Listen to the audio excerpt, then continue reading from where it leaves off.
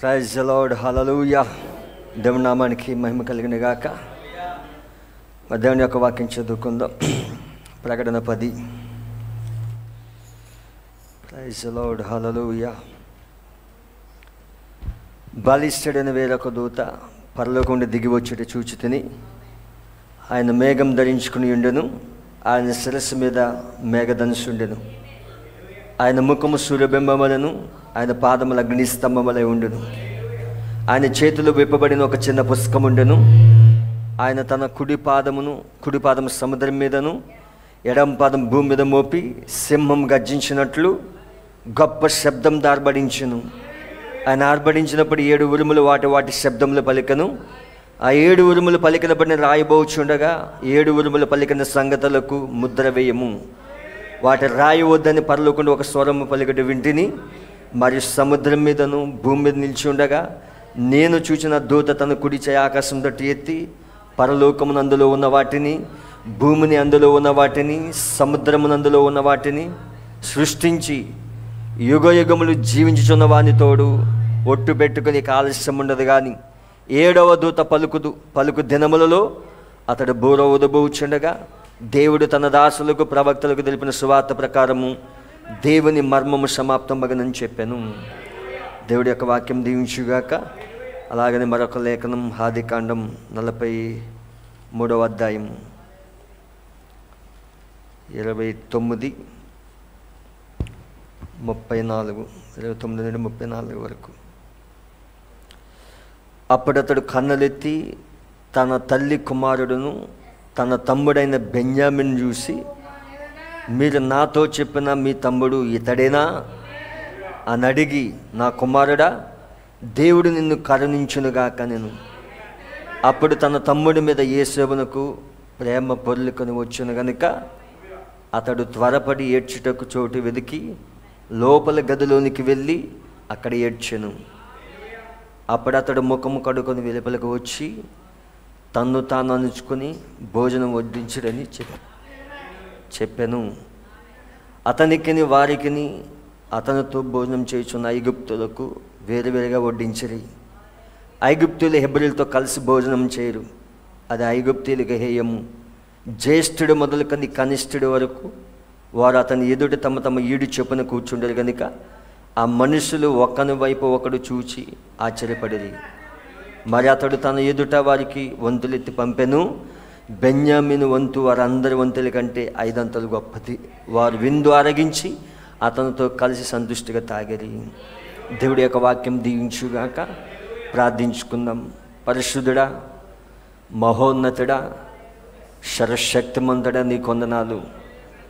ఈ రాత్రి ప్రభువా మరొక్కసారి నీ సన్నిధిలో అడుగు పెట్టడానికి ప్రభువా నీవిచ్చిన గొప్ప కృపను బట్టి నీ కొందనాలు. ఇదిగో వాతావరణం ప్రతికూలంగా ఉన్నప్పటికీ ప్రభువా, ఓ దేవా, నిశ్చయంగా నీ వాక్యాన్ని ప్రేమించి వచ్చిన బిడ్డలందరినీ దీవించి ఈ రాత్రి ప్రభువా దేనితోనూ నింపి వారిని పంపించబడి ప్రార్థిస్తున్నాను. ఇదిగో ఇక్కడ నిలబడిన నీ సేవకుడిగా ప్రభువా నేను చెంచాడి మట్టిని ఒప్పుకుంటున్నాను. ఈ రాత్రి ప్రభువా నువ్వు రంగం పైన నిలబడి మా అందరితో మాట్లాడబడి ప్రార్థిస్తున్నాను. నువ్వు నిన్న నేడు నిరంతరం ఏకరీతుకున్న దేవుడు. ఇదిగో ప్రభువా ప్రవచనము ద్వారా స్పష్టపరచబడుతున్న నవీన సంగతులు ప్రభువా ఎన్నో విషయాలు మాతో మాట్లాడుతున్నావు. ఈ రాత్రి నువ్వు మాట్లాడతావని నమ్ముతున్నాను. నిశ్చయంగా నీ అభిషేకం ఇక్కడ కుమ్మరించు. నువ్వు బలిసిన దూతగా ఇక్కడ రంగం పైన ఉన్నావని నమ్ముతున్నాను. నిశ్చయంగా ప్రభు నీ అగ్ని స్తంభము, నీ మేఘ స్తంభము ప్రభువా ఇక్కడ కదలాడుతుందని నమ్ముతున్నాము. నిశ్చయంగా మమ్మల్ని తృప్తిపరచమని, నన్ను నీ స్వాధీనంలో ఉంచుకోమని, ఇదిగో నా తలంపులు మరుగజేసి ప్రభువా నీవే రంగం పైన నిలబడి నీ వధువుతో మాట్లాడబడి ప్రార్థిస్తున్నాం. తప్పక నీ సన్నిధి ఇక్కడ ఉన్నదని మేము నమ్ముతున్నాము. రోగులను స్వస్థపరచు ప్రభువా, ఆర్థిక సమస్యలు ఉన్న వారికి ప్రభువా ఆ సమస్య నుంచి విడిపించుదేవా. ఈ రాత్రి ప్రభు నీ సన్నిధిలో ఉన్న ప్రతి బిడ్డ ప్రభువా నీ ఆత్మచేత నింపబడదు గాక. పూర్తిగా స్వాధీనంలో ఉంచుకోమని, సమస్త మహిమ ఘనత ప్రభావాలు పొందమని ప్రభువైన యేసుక్రీస్తు నామములో అడుగుచున్నాను. ఆమేన్, ఆమేన్. దయచేసి అందరూ కూర్చోవచ్చు. Praise the Lord, hallelujah. దేవుని నామానికి మహిమ కలిగిన గాక. God bless you. దేవుడు మిమ్మల్ని దీవించిన గాక. మరి రాత్రి మీ అందరిని చూడడం బట్టి దేవుని స్తుతిస్తూ ఉన్నాను. God bless you. ప్రతి బుధవారం ఇలా రండి, ఎందుకంటే దేవుని యొక్క వాక్యం పోగొట్టుకోవద్దు. చాలా ఫైనల్ డేస్లో ఉన్నాం మనం. ఎందుకంటే రాత్రి దేవుడు మీతో మాట్లాడతాడని నమ్ముతున్నాను. ఎంత ఫైనల్గా వచ్చేసామంటే వాక్యం వింటూ ఉంటే ఆ ఎత్తబడే విశ్వాసం మనకు వస్తూ ఉంటుంది. అందుకే ఇంటి దగ్గర ఉండే కంటే దేవుని సన్నిధిలో ఉండుట గొప్ప భాగ్యమై ఉన్నది. హల్లెలూయా. నిజంగా ఆయన సన్నిధిలో ఉండుట. ఎందుకంటే మనం ఆయన సన్నిధికి ఎందుకు వస్తున్నామో తెలుసా? ప్రతిరోజు ఎత్తబడే విశ్వాసం మనకి ఇస్తూ ఉన్నాడు ఆయన. ఎత్తబడి విశ్వాసంతో నింపబడి ఇక్కడి నుంచి వెళ్తూ ఉన్నాం. అందుకే మనం సంఘశాఖల వల్లే కథలు చెప్పుకోవడం రాలేదు. ఈ కాలంలో జరుగుతున్న సంఘటనలు, ప్రవచనములు, అది దేవుడు మనతో మాట్లాడుతున్నది. కాబట్టి ఆయన మనసునంతా కుమ్మరించుకుని దేవుడు రంగం పైన ఉండి మాట్లాడుతూ ఉన్నాడు. God bless you. దేవుడు మిమ్మల్ని దీవించును గాక. ఈ రాత్రి నేను కొంచెం మీ మధ్య చిన్న అంశాన్ని పెట్టాలని ఆశిస్తూ ఉన్నాను. కొంచెం ఇటువైపు లైట్లు వేస్తే, కొంచెం అక్కడ ఉన్న లైట్స్ వేస్తే మంచిది. Praise the Lord. హల్లెలూయా. దేవుని నామానికి మహిమ కలిగిన గాక. ఇంచుమించు గతించిన 4 వీక్స్ నుంచి నేను ప్రవచనము ద్వారా స్పష్టపరచబడుతున్న నవీన సంగతులు దీని మీద మాట్లాడుతూ ఉన్నాను. మరి రాత్రి దాన్ని కంటిన్యూ చేయాలని ఆశిస్తూ ఉన్నాను. దేవుని చిత్తమైతే ఈ అంశాన్ని నేను ఇక్కడ ఈ రాత్రి ముగించాలని ఆశిస్తూ ఉన్నాను. దేవుడు నాకు సహాయం చేస్తాడని నమ్ముతున్నాను. మరి కొన్ని విషయాలు మీ ముందు పెట్టాలని ఆశిస్తూ ఉన్నాను. చాలా జాగ్రత్తగా గమనించండి. మరి లాస్ట్ వీక్ మనం హెజ్కేల్ 38, 39 అధ్యాయాలు మనం చూసాం. దేశాలు ఎలాగూ కదులుతూ ఉన్నాయి, రష్యా ఎలా కదులుతూ ఉన్నది, ఇజ్రాయెల్ దేశం పైకి ఎలా వస్తూ ఉన్నది అనేది మనం స్పష్టంగా చూసాము. మరలా మీరు ధ్యానించండి. ఆ విషయాలు బైబిల్ దగ్గర పెట్టుకుని, వర్తమాన పుస్తకాల దగ్గర పెట్టుకుని ధ్యానించండి. చాలా స్పష్టంగా దేవుడు మీకు మరొకసారి దేవుడు మీతో మాట్లాడతాడని నమ్ముతున్నాను. ఎందుకంటే హెజ్కేల్ 38, 39 ర్యాప్చర్ అయిపోయిన తర్వాత, ఆఫ్టర్ ద ర్యాప్చర్, వధువు ఎత్తబడిన తర్వాతనే అధ్యాయాలు జరుగుతాయి. మరి రాత్రి వధువు అసలు ఎక్కడున్నది, అసలు ఏం జరుగుతున్నది, అసలు మన కాలంలో ఏ లేఖనాలు నెరవేర్పు జరుగుతున్నాయి, అంశం అదే. కానీ కొంచెం మీకు కొన్ని విషయాలు చూపించాలని ఆశిస్తూ ఉన్నాను రాత్రి. ఏ లేఖనాలు మనలో జరుగుతూ ఉన్నాయి. దానికి వెళ్ళే ముందుగా ఇజ్రాయెల్ మీద మరొకసారి నేను మాట్లాడాలని ఆశిస్తూ ఉన్నాను. కొన్ని విషయాలు మీ ముందు పెట్టాలని ఆశిస్తూ ఉన్నాను.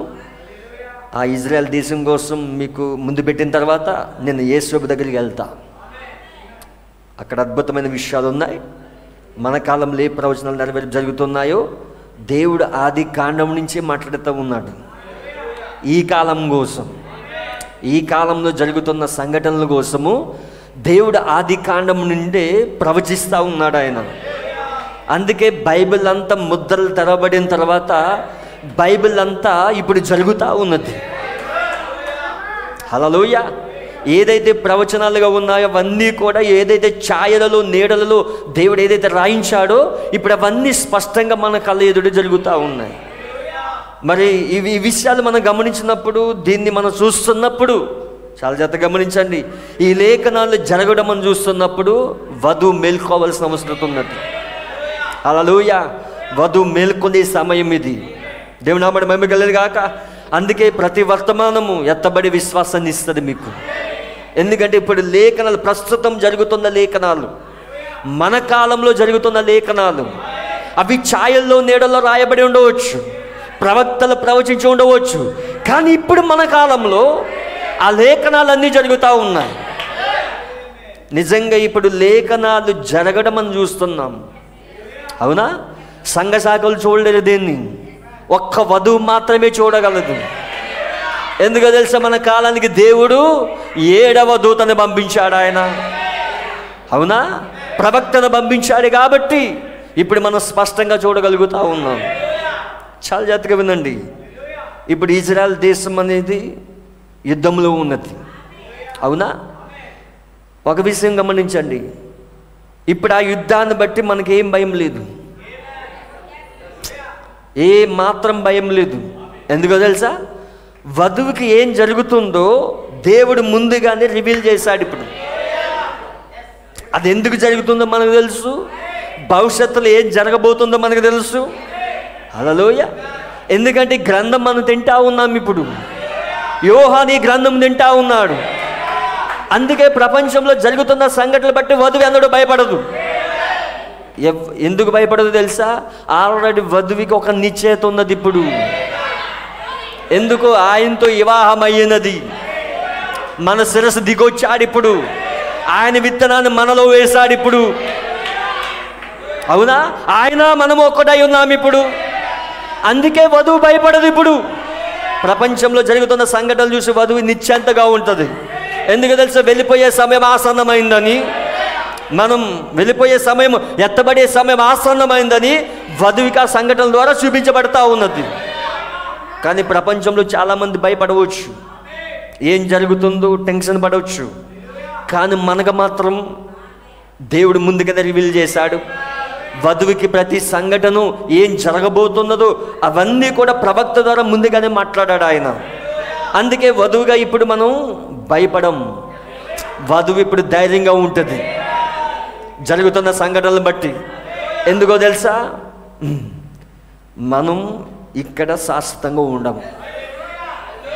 మనం వెళ్ళిపోతాం ఈ దినముల్లో. ఏదో ఒక ఉదయమున 6-9 మధ్యలో మనం వెళ్ళిపోబోతున్నాం. అందుకే దేవుడు మౌనంగా లేడు. ఇప్పుడు ఆయన కార్యాలయం చేసుకుంటా వెళ్తూ ఉన్నాడు. ఇప్పుడు చాలా జాగ్రత్తగా వినండి. ఇజ్రాయెల్ దేశం ఇప్పుడున్న పాలస్తీనా, అదే కానాన్, అవునా? ఈ దేశాన్ని ఎవరికి ఇచ్చాడో తెలుసా? మన పితరుడైన అబ్రహాంకి ఇచ్చాడు ఆయన, అవునా? అబ్రహాంకి ఇచ్చాడు. జస్ట్ మీకు ఇంట్రడక్షన్ కొంచెం చెప్పి నేను తీసుకెళ్తా. ఆదికాండం 12వ అధ్యాయం. మన పితరుడైన అబ్రహాంకి ఈ దేశాన్ని ఇచ్చాడు ఆయన. జస్ట్ దాని చరిత్ర మనం చూసి నేను వాక్యంలోకి వెళ్ళాలని ఆశిస్తూ ఉన్నాను. ఆదికాండం 12వ అధ్యాయంలో దేవుని యొక్క వాక్యం ఇలా సెలవిస్తూ ఉంది. యెహోవా, నువ్వు లేచి నీ దేశము నుండి, నీ బంధువుల యొద్ద నుండి, నీ తండ్రి ఇంటి నుండి బయలుదేరి నేను నీకు చూపించు దేశమునకు వెళ్ళము. నిన్ను గొప్ప జనముగా చేసి నిన్ను ఆశీర్వదించి నీ నామమును గొప్ప చేయుదును. నువ్వు ఆశీర్వాదముగా ముందు నిన్ను ఆశీర్వదించు వారిని ఆశీర్వదించెదను, నిన్ను దూషించి వారిని శపించెదను. భూమి యొక్క సమస్త వంశములు నీయందు ఆశీర్వదించబడినని అబ్రహాముతో అనగా, యెహోవా అతనితో చెప్పిన ప్రకారము అబ్రహాము వెళ్ళెను. చూడండి, దేవుడు ఇప్పుడు ఇక్కడ వాగ్దానం ఇస్తూ ఉన్నాడు. ఎవరికి? మన పితరుడైన అబ్రహాంకి. ఒక దేశంలోకి రమ్మని ఆహ్వానిస్తున్నాడు. అబ్రహాము దేవుని యొక్క వాగ్దానాన్ని పట్టుకుని ఆ బబులోను నుండి బయటకు వచ్చాడు, అవునా? అబ్రహాం బయటకు వచ్చాడు వాగ్దానాన్ని పట్టుకుని. అయితే ఇప్పుడు అబ్రహాంకి ఆ వాగ్దానం నెరవేర్చడానికి దేవుడు మరి ఆ యొక్క దేశంలోకి తీసుకెళ్తా ఉన్నాడు. ఆ దేశాన్ని ఎలా ఇస్తున్నాడో చూడండి. ఆదికాండము 13వ అధ్యాయం. ఆదికాండం 13వ అధ్యాయం 15 నుండి 18 వరకు. ఎందుకనగా నీవు చూచుచున్న ఈ దేశం అంతటిని నీకును నీ సంతానములకు సదాకాలం ఇచ్చేదను. చూడండి వాగ్దానం. నీవు చూచుచున్న ఈ దేశమును నీకును, ఈ దేశమంతటిని నీకును నీ సంతానమునకు. ఎవరు అబ్రహాం సంతానం? ఎవరా రాయల్ సీడ్? మనకిస్తానంటున్నాడు ఆయన. అర్థమవుతా ఉన్నదా? క్రీస్తు ద్వారా ఆయన సంతానమై ఉన్నాం మనం. హల్లెలూయా. ఇప్పుడు ఆ దేశం ఎవరిది? అది ముస్లిమ్స్ది కాదు, అది యూదులది కాదు, అవునా? అది క్రైస్తవులది కాదు, క్రైస్తవులు అంటే ప్రొటెస్టెంట్స్, రోమన్ క్యాథలిక్. అవునా? మనం ప్రొటెస్టెంట్స్ కాదు. ప్రొటెస్టెంట్స్ ఎవరు? Methodist, Baptist, Pentecost. మనం రోమన్ క్యాథలికం కాదు. మనం ఎవరు? వధువై ఉన్నాం. హల్లెలూయా. చూడండి, ఈ ముగ్గురు అనుకుంటా ఉన్నారు అది మాది మాదని. అందుకే ఇప్పుడు అక్కడ దాసి కుమారుడు అలాగే స్వతంత్రాల కుమారుడు ఇద్దరు కొట్టుకుంటా ఉన్నారు. అక్కడ కొట్టుకొని, కానీ దేశం మనదది. దేవుడు మనకివ్వబోతా ఉన్నాడు అది.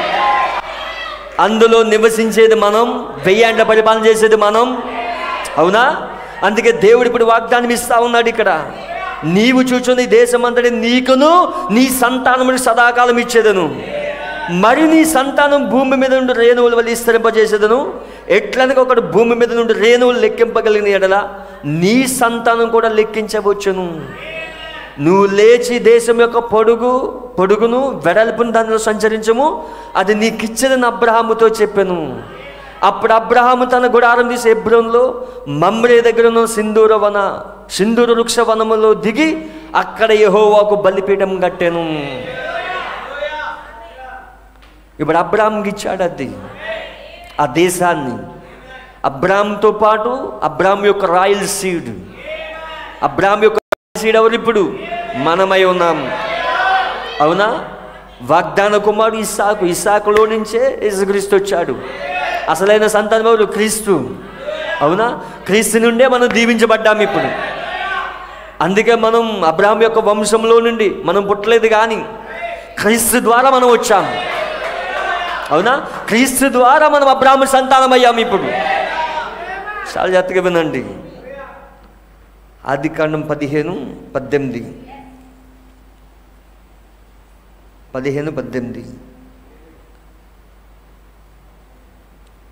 ఆ దినమందు యెహోవా ఐగుప్తు నది మొదలుకొని గొప్ప నది అయిన యూఫ్రటీస్ నది వరకు ఈ దేశమును, అనగా కేనీలను, కనజ్జీలను, కద్మోనీలను, హిత్తీలను, పెరిజ్జీలను, రెఫాయిలను, అమోరీలు, కానానీలు, గిర్గాషీలను, యోబీసీలను నీ సంతానముకి ఇచ్చి ఉన్నానని అబ్రహాముతో నిబంధన చేసెను. ఎక్కడి నుంచి ఎక్కడికి ఇస్తున్నాడో సరిహద్దులు కూడా చెప్తా ఉన్నాడు. అవునా? ఆ దినమందు యెహోవా ఐగుప్తు నది మొదలుకొని, ఐగుప్తు అంటే ఈజిప్ట్. మరి ఇజ్రాయెల్ దేశం యొక్క సరిహద్దులు చూసినట్లయితే అక్కడ ఈజిప్ట్ ఉన్నది ఒక పక్క మధ్యధర సముద్రం ఉన్నది. అవునా? ఒక ప్రక్క చూడండి, అక్కడ ఇది కాకుండా వేరేది ఉంటుంది, సరిహద్దులు ఉంటాయి. అంతకుముందు ఫస్ట్లో చూపించాం మనం. ఒక పక్క మధ్యధర సముద్రం ఉంటుంది, మెడిటేరియన్ సీ ఉంటుంది. అది కూడా కాదు, ఒక ప్రక్క ఈజిప్ట్ ఉంటుంది, నెక్స్ట్ లెబనూన్ ఉంటుంది. అవునా? ఇలా సరిహద్దులు ఉంటాయి. సరిహద్దులు కూడా చెప్తా ఉన్నాడు దేవుడు. దేవుడు వాడు మమ్మీ కలిగాక ఇది ఎవరికి ఇచ్చాడంటే అబ్రహాంకి ఇచ్చాడు. ఇది చాలా జాగ్రత్తగా విన్నాడు. అబ్రహాంకి ఇచ్చాడు ఇది. అయితే అబ్రహాంకి దేవుడు వాగ్దానం ఇచ్చాడు. కానీ యెహోషువ గ్రంథానికి వచ్చేసరికి దీన్ని ఇంకా స్పష్టంగా సరిహద్దులు చెప్తా ఉన్నాడు ఇక్కడ. యెహోషువ గ్రంథం 1వ అధ్యాయం 4వ వచనం.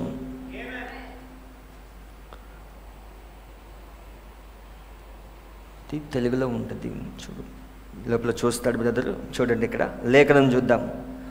అరణ్యముని లెబనోను మొదలుకొని, ఉందా లెబనోను? ఉందా? అరణ్యముని లెబనోను మొదలుకొని మహానదిని యూఫ్రటీస్ నది వరకు, హిత్తీల దేశమంతయు పడమట మహాసముద్రం వరకు మీకు సరిహద్దు. దాని సరిహద్దులు కూడా చెప్తా ఉన్నాడు ఆయన. చూడండి, ఇక్కడ యూఫ్రటీస్ ఉన్నది ఇక్కడ. అవునా? యూఫ్రటీస్ ఉన్నది, అక్కడ పైన లెబనోన్ ఉంటుంది. ఇవన్నీ సరిహద్దులు ఇజ్రాయెల్కి. ఈ దేశాన్ని అంతవరకు ఇస్తా ఉన్నాడంటే చూడండి, ఈజిప్ట్ ఉన్నది, మధ్యధర సముద్రం ఉన్నది, లెబనోన్ ఉన్నది అక్కడ. అవునా? ఇవన్నీ కూడా ఈ యొక్క దేశం చుట్టూ సరిహద్దులవి. ఇవన్నీ దేవుడు అబ్రహాంకి ఇస్తా ఉన్నాడు ఆయన. దేవుడు నామని మమ్మీ కలిగాక. అయితే చూడండి, ఈ దేశాన్ని అబ్రహాంకి వాగ్దానం ఇచ్చాడు. అయితే మోషే కాలంలో వీళ్ళు ఐగుప్తులో ఉన్నప్పుడు దేవుడు బయటకు తీసుకొచ్చాడు.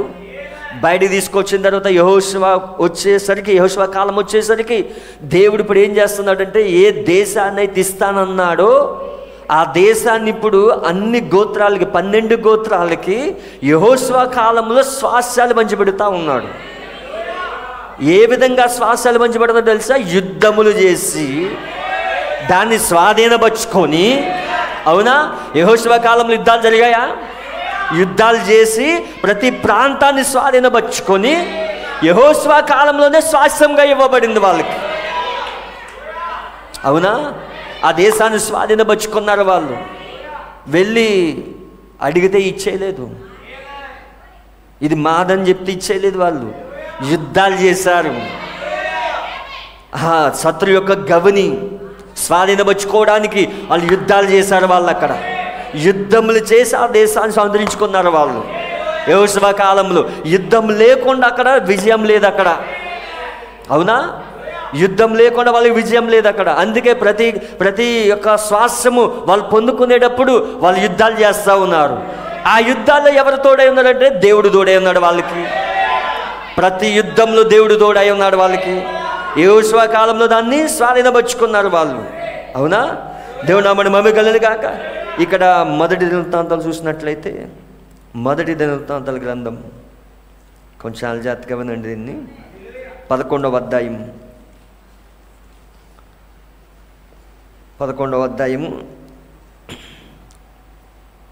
4-5 వచనాలు చూడండి ఇక్కడ. తర్వాత దావీదును ఇజ్రాయేల్ అందరూ యెరూషలేము అనబడిన యెబూసునకు పోయిరి. ఆ దేశ నివాసులైన యెబూసులను అచ్చట ఉండిరి.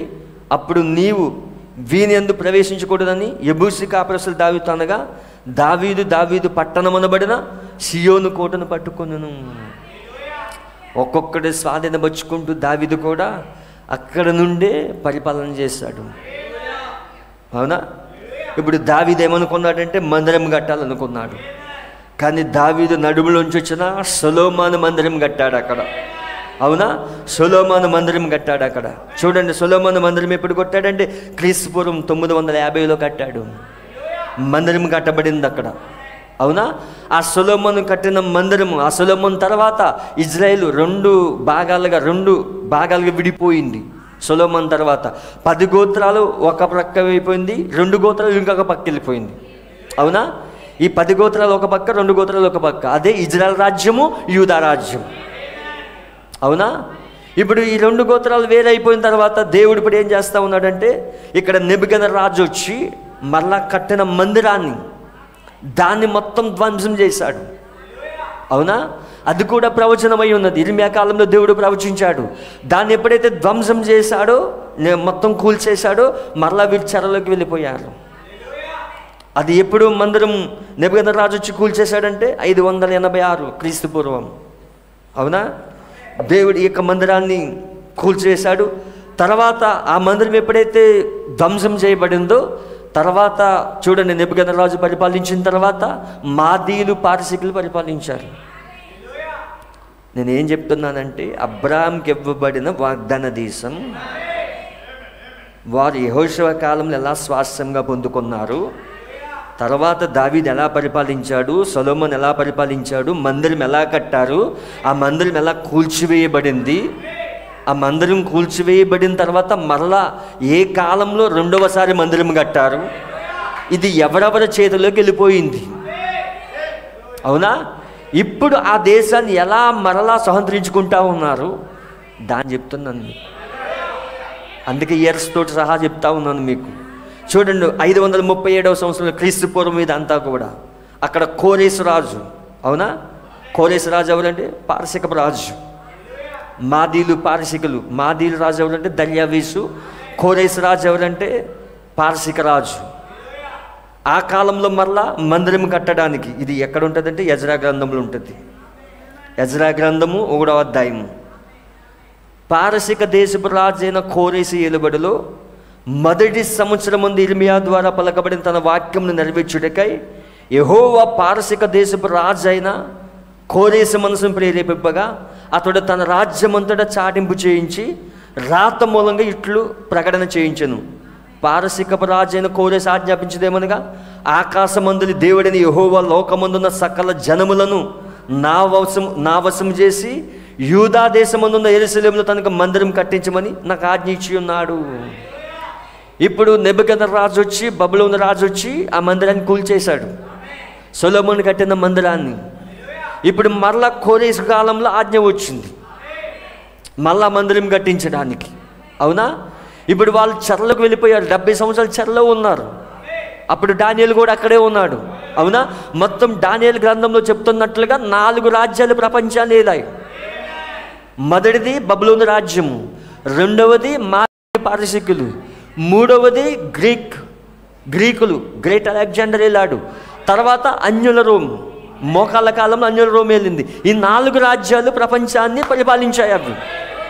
అవునా? అందుకే ఆ యొక్క నెబుకద్నెజరు కాలంలోనే ఈ మందిరం కూల్చివేయబడింది. అవునా?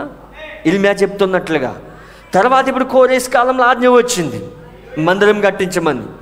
మళ్ళా వాళ్ళు ఆ యొక్క బబులోన్లో ఉన్న వాళ్ళు, చెరలో ఉన్న వాళ్ళు 70 సంవత్సరాల తర్వాత, 7 decades తర్వాత మరలా వాళ్ళు వాగ్దాన దేశం వచ్చి మందిరం కట్టడం ప్రారంభించారు అక్కడ. అవునా? మందిరం కట్టడం ప్రారంభించారు. ఎజ్రా, నెహెమ్యా, ఇలా జకరియా, ఇలా ప్రవక్తలందరూ వచ్చారు అక్కడికి. హగ్గయి, వీళ్ళందరూ వచ్చారు ఆ మందిరం కట్టడానికి. అక్కడ పునాదులు లేపబడ్డాయి, ప్రాకారాలు కట్టబడ్డాయి, మందిరం కట్టారు అక్కడ. దేవుని నామమున మహిమ కలుగును గాక, దేవుని నామమున స్తుతి కలుగును గాక. అది ఎజ్రా గ్రంథం 6వ అధ్యాయం 15వ వచనంలో సెలవిస్తూ ఉన్నది. 6వ అధ్యాయం 15వ వచనం. ఇది 537లో జరిగింది. అయితే 515లో ఈ మందిరం ఇక్కడ కట్టబడడం జరిగింది. 15వ వచనం. రాజైన దర్యావేషు ఏలుబడి యందు 6వ సంవత్సరం ఆదారు నెల 3వ నాటికి మందిరం సమాప్తం చేయబడును. అప్పుడు ఇజ్రాయేల్ యాజకులు, లేవీలు చెరలో నుండి విడుదల నొందిన తక్కిన వారును దేవుని మందిరం ఆనందంతో ప్రతిష్ఠించిరి. హల్లెలూయా. ఈ కాలంలోనే వాళ్ళు మందిరం కంప్లీట్ చేశారు. అయితే తర్వాత మందిరం కట్టిన తర్వాత చూడండి, మరలా మందిరం కట్టబడింది. అర్థమవుతుందా? మందిరం కట్టబడిన తర్వాత పారసీకులు, మాదీల కాలం అయిపోయింది. తర్వాత గ్రేట్ అలెగ్జాండర్ ఈ యెరూషలేమును మళ్ళా స్వాధీనపరుచుకున్నాడు. ఫస్ట్ అది బబులోను చేతికి వెళ్ళింది. తర్వాత మాదీలు, పారసీకులు పరిపాలించారు. తర్వాత మాదీలు, పారసీకుల చేతిలో నుంచి గ్రేట్ అలెగ్జాండర్ మళ్ళా ఈ దేశాన్ని స్వాధీనపరుచుకున్నాడు. అర్థమవుతుందా? గ్రేట్ అలెగ్జాండర్ స్వాధీనపరుచుకున్నాడు. ఇది క్రీస్తకం 330, క్రీస్తు పూర్వం 332లో ఈ యొక్క దర్యావేషును ఓడించి గ్రేట్ అలెగ్జాండర్ దీన్ని స్వాధీనపరుచుకున్నాడు. అర్థమవుతుందా?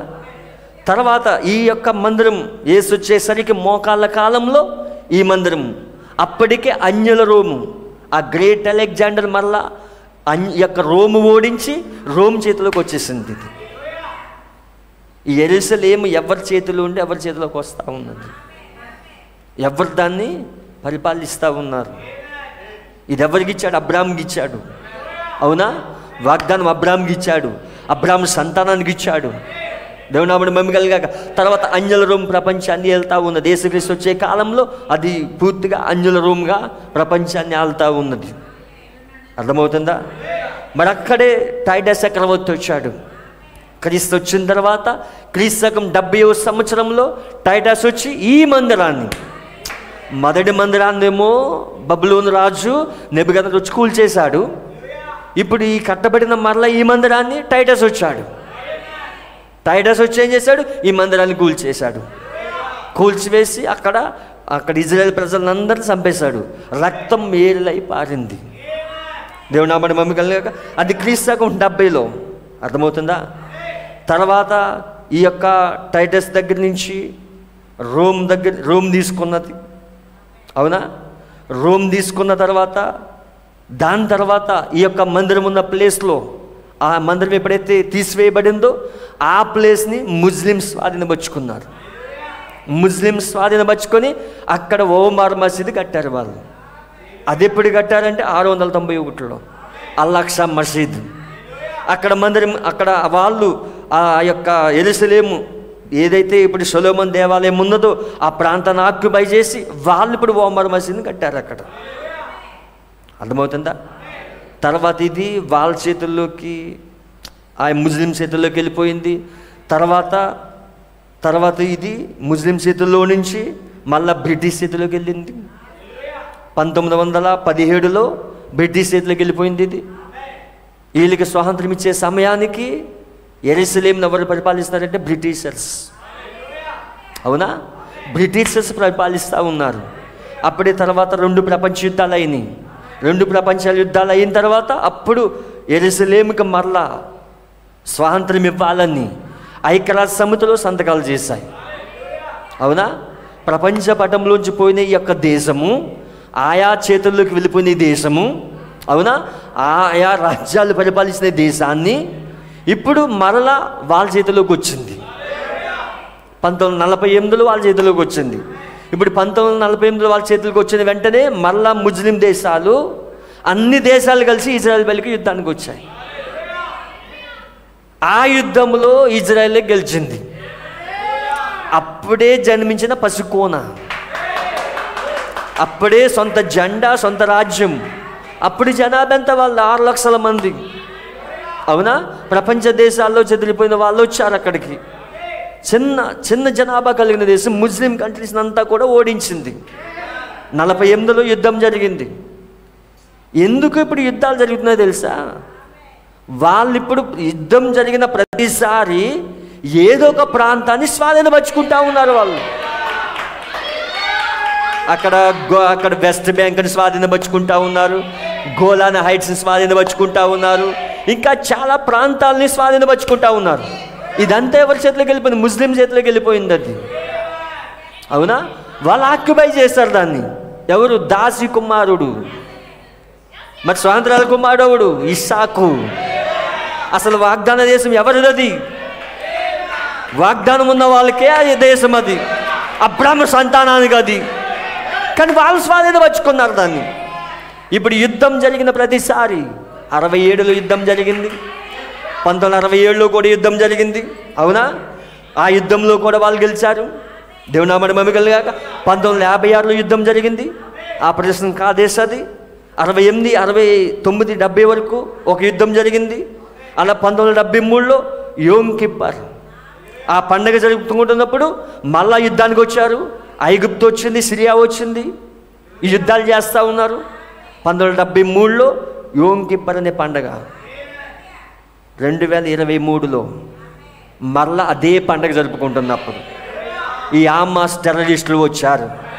అది ఆల్రెడీ 1973లో కూడా అలా ఐగుప్తు వచ్చింది, సిరియా వచ్చింది యుద్ధం చేయడానికి. తర్వాత 82లో కూడా యుద్ధం జరిగింది. లెబనోన్ వారది, హిజ్బుల్లా వాళ్ళు వచ్చారు, టెర్రరిస్టులు వచ్చారు. 2006లో చివరిగా మరలా యుద్ధం జరిగింది. 2006 తర్వాత మరలా ఇప్పుడు 2023లో మరలా యోమ్ కిప్పర్ వాళ్ళు మళ్ళీ పండగ జరుపుకుంటున్నప్పుడు ఆ పండగ సమయంలోనే హమాస్ అనే టెర్రరిస్టులు వచ్చారు. ఇప్పుడు ఏం జరగబోతా ఉన్నది? వాళ్ళు యుద్ధం జరిగిన ప్రతిసారి ఇజ్రాయేలే గెలుస్తూ ఉన్నది. కానీ వాళ్ళు ఏం చేసుకుంటా ఉన్నారు? ఇప్పుడు వాళ్ళు ఏం చేస్తూ ఉన్నారు? ఒక్కొక్క ప్రాంతాన్ని స్వాధీనపరుచుకుంటా ఉన్నారు.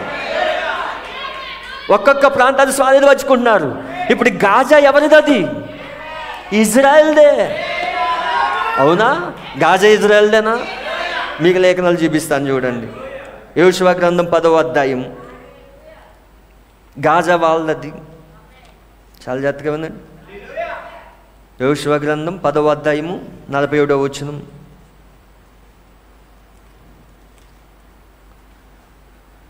కాదేశు బర్నేయ మొదలుకొని గాజా వరకు, గిబియోను వరకు, గోషేను దేశమంతటిని యెహోషువ జయించెను. ఉందా గాజా? ఇప్పుడు గాజా ఎవరిది? ఇజ్రాయెల్ది. కానీ ఎవరున్నారు ఇప్పుడు? దాసి కుమారులు ఉన్నారు అక్కడ, ముస్లిమ్స్ ఉన్నారు అక్కడ, దాసి కుమారులు ఉన్నారు అక్కడ. దేవునామడి మమ్మికలు కాక ఇంకా చాలా లెక్కలు ఉన్నాయి. మీకు ఇంటికి వెళ్తారు చదువుకోండి. న్యాయాధిపతుల గ్రంథం 1:18, అలాగే 2 రాజుల గ్రంథం 18:8 వచనాలు. ఇవన్నీ గాజా కోసం ఉన్నాయి. గాజా ఎవరిదంటే ఇజ్రాయెల్ది. అవునా? ఇప్పుడు అక్కడ ఎవరున్నారంటే దాసి కుమారులు ఉన్నారు.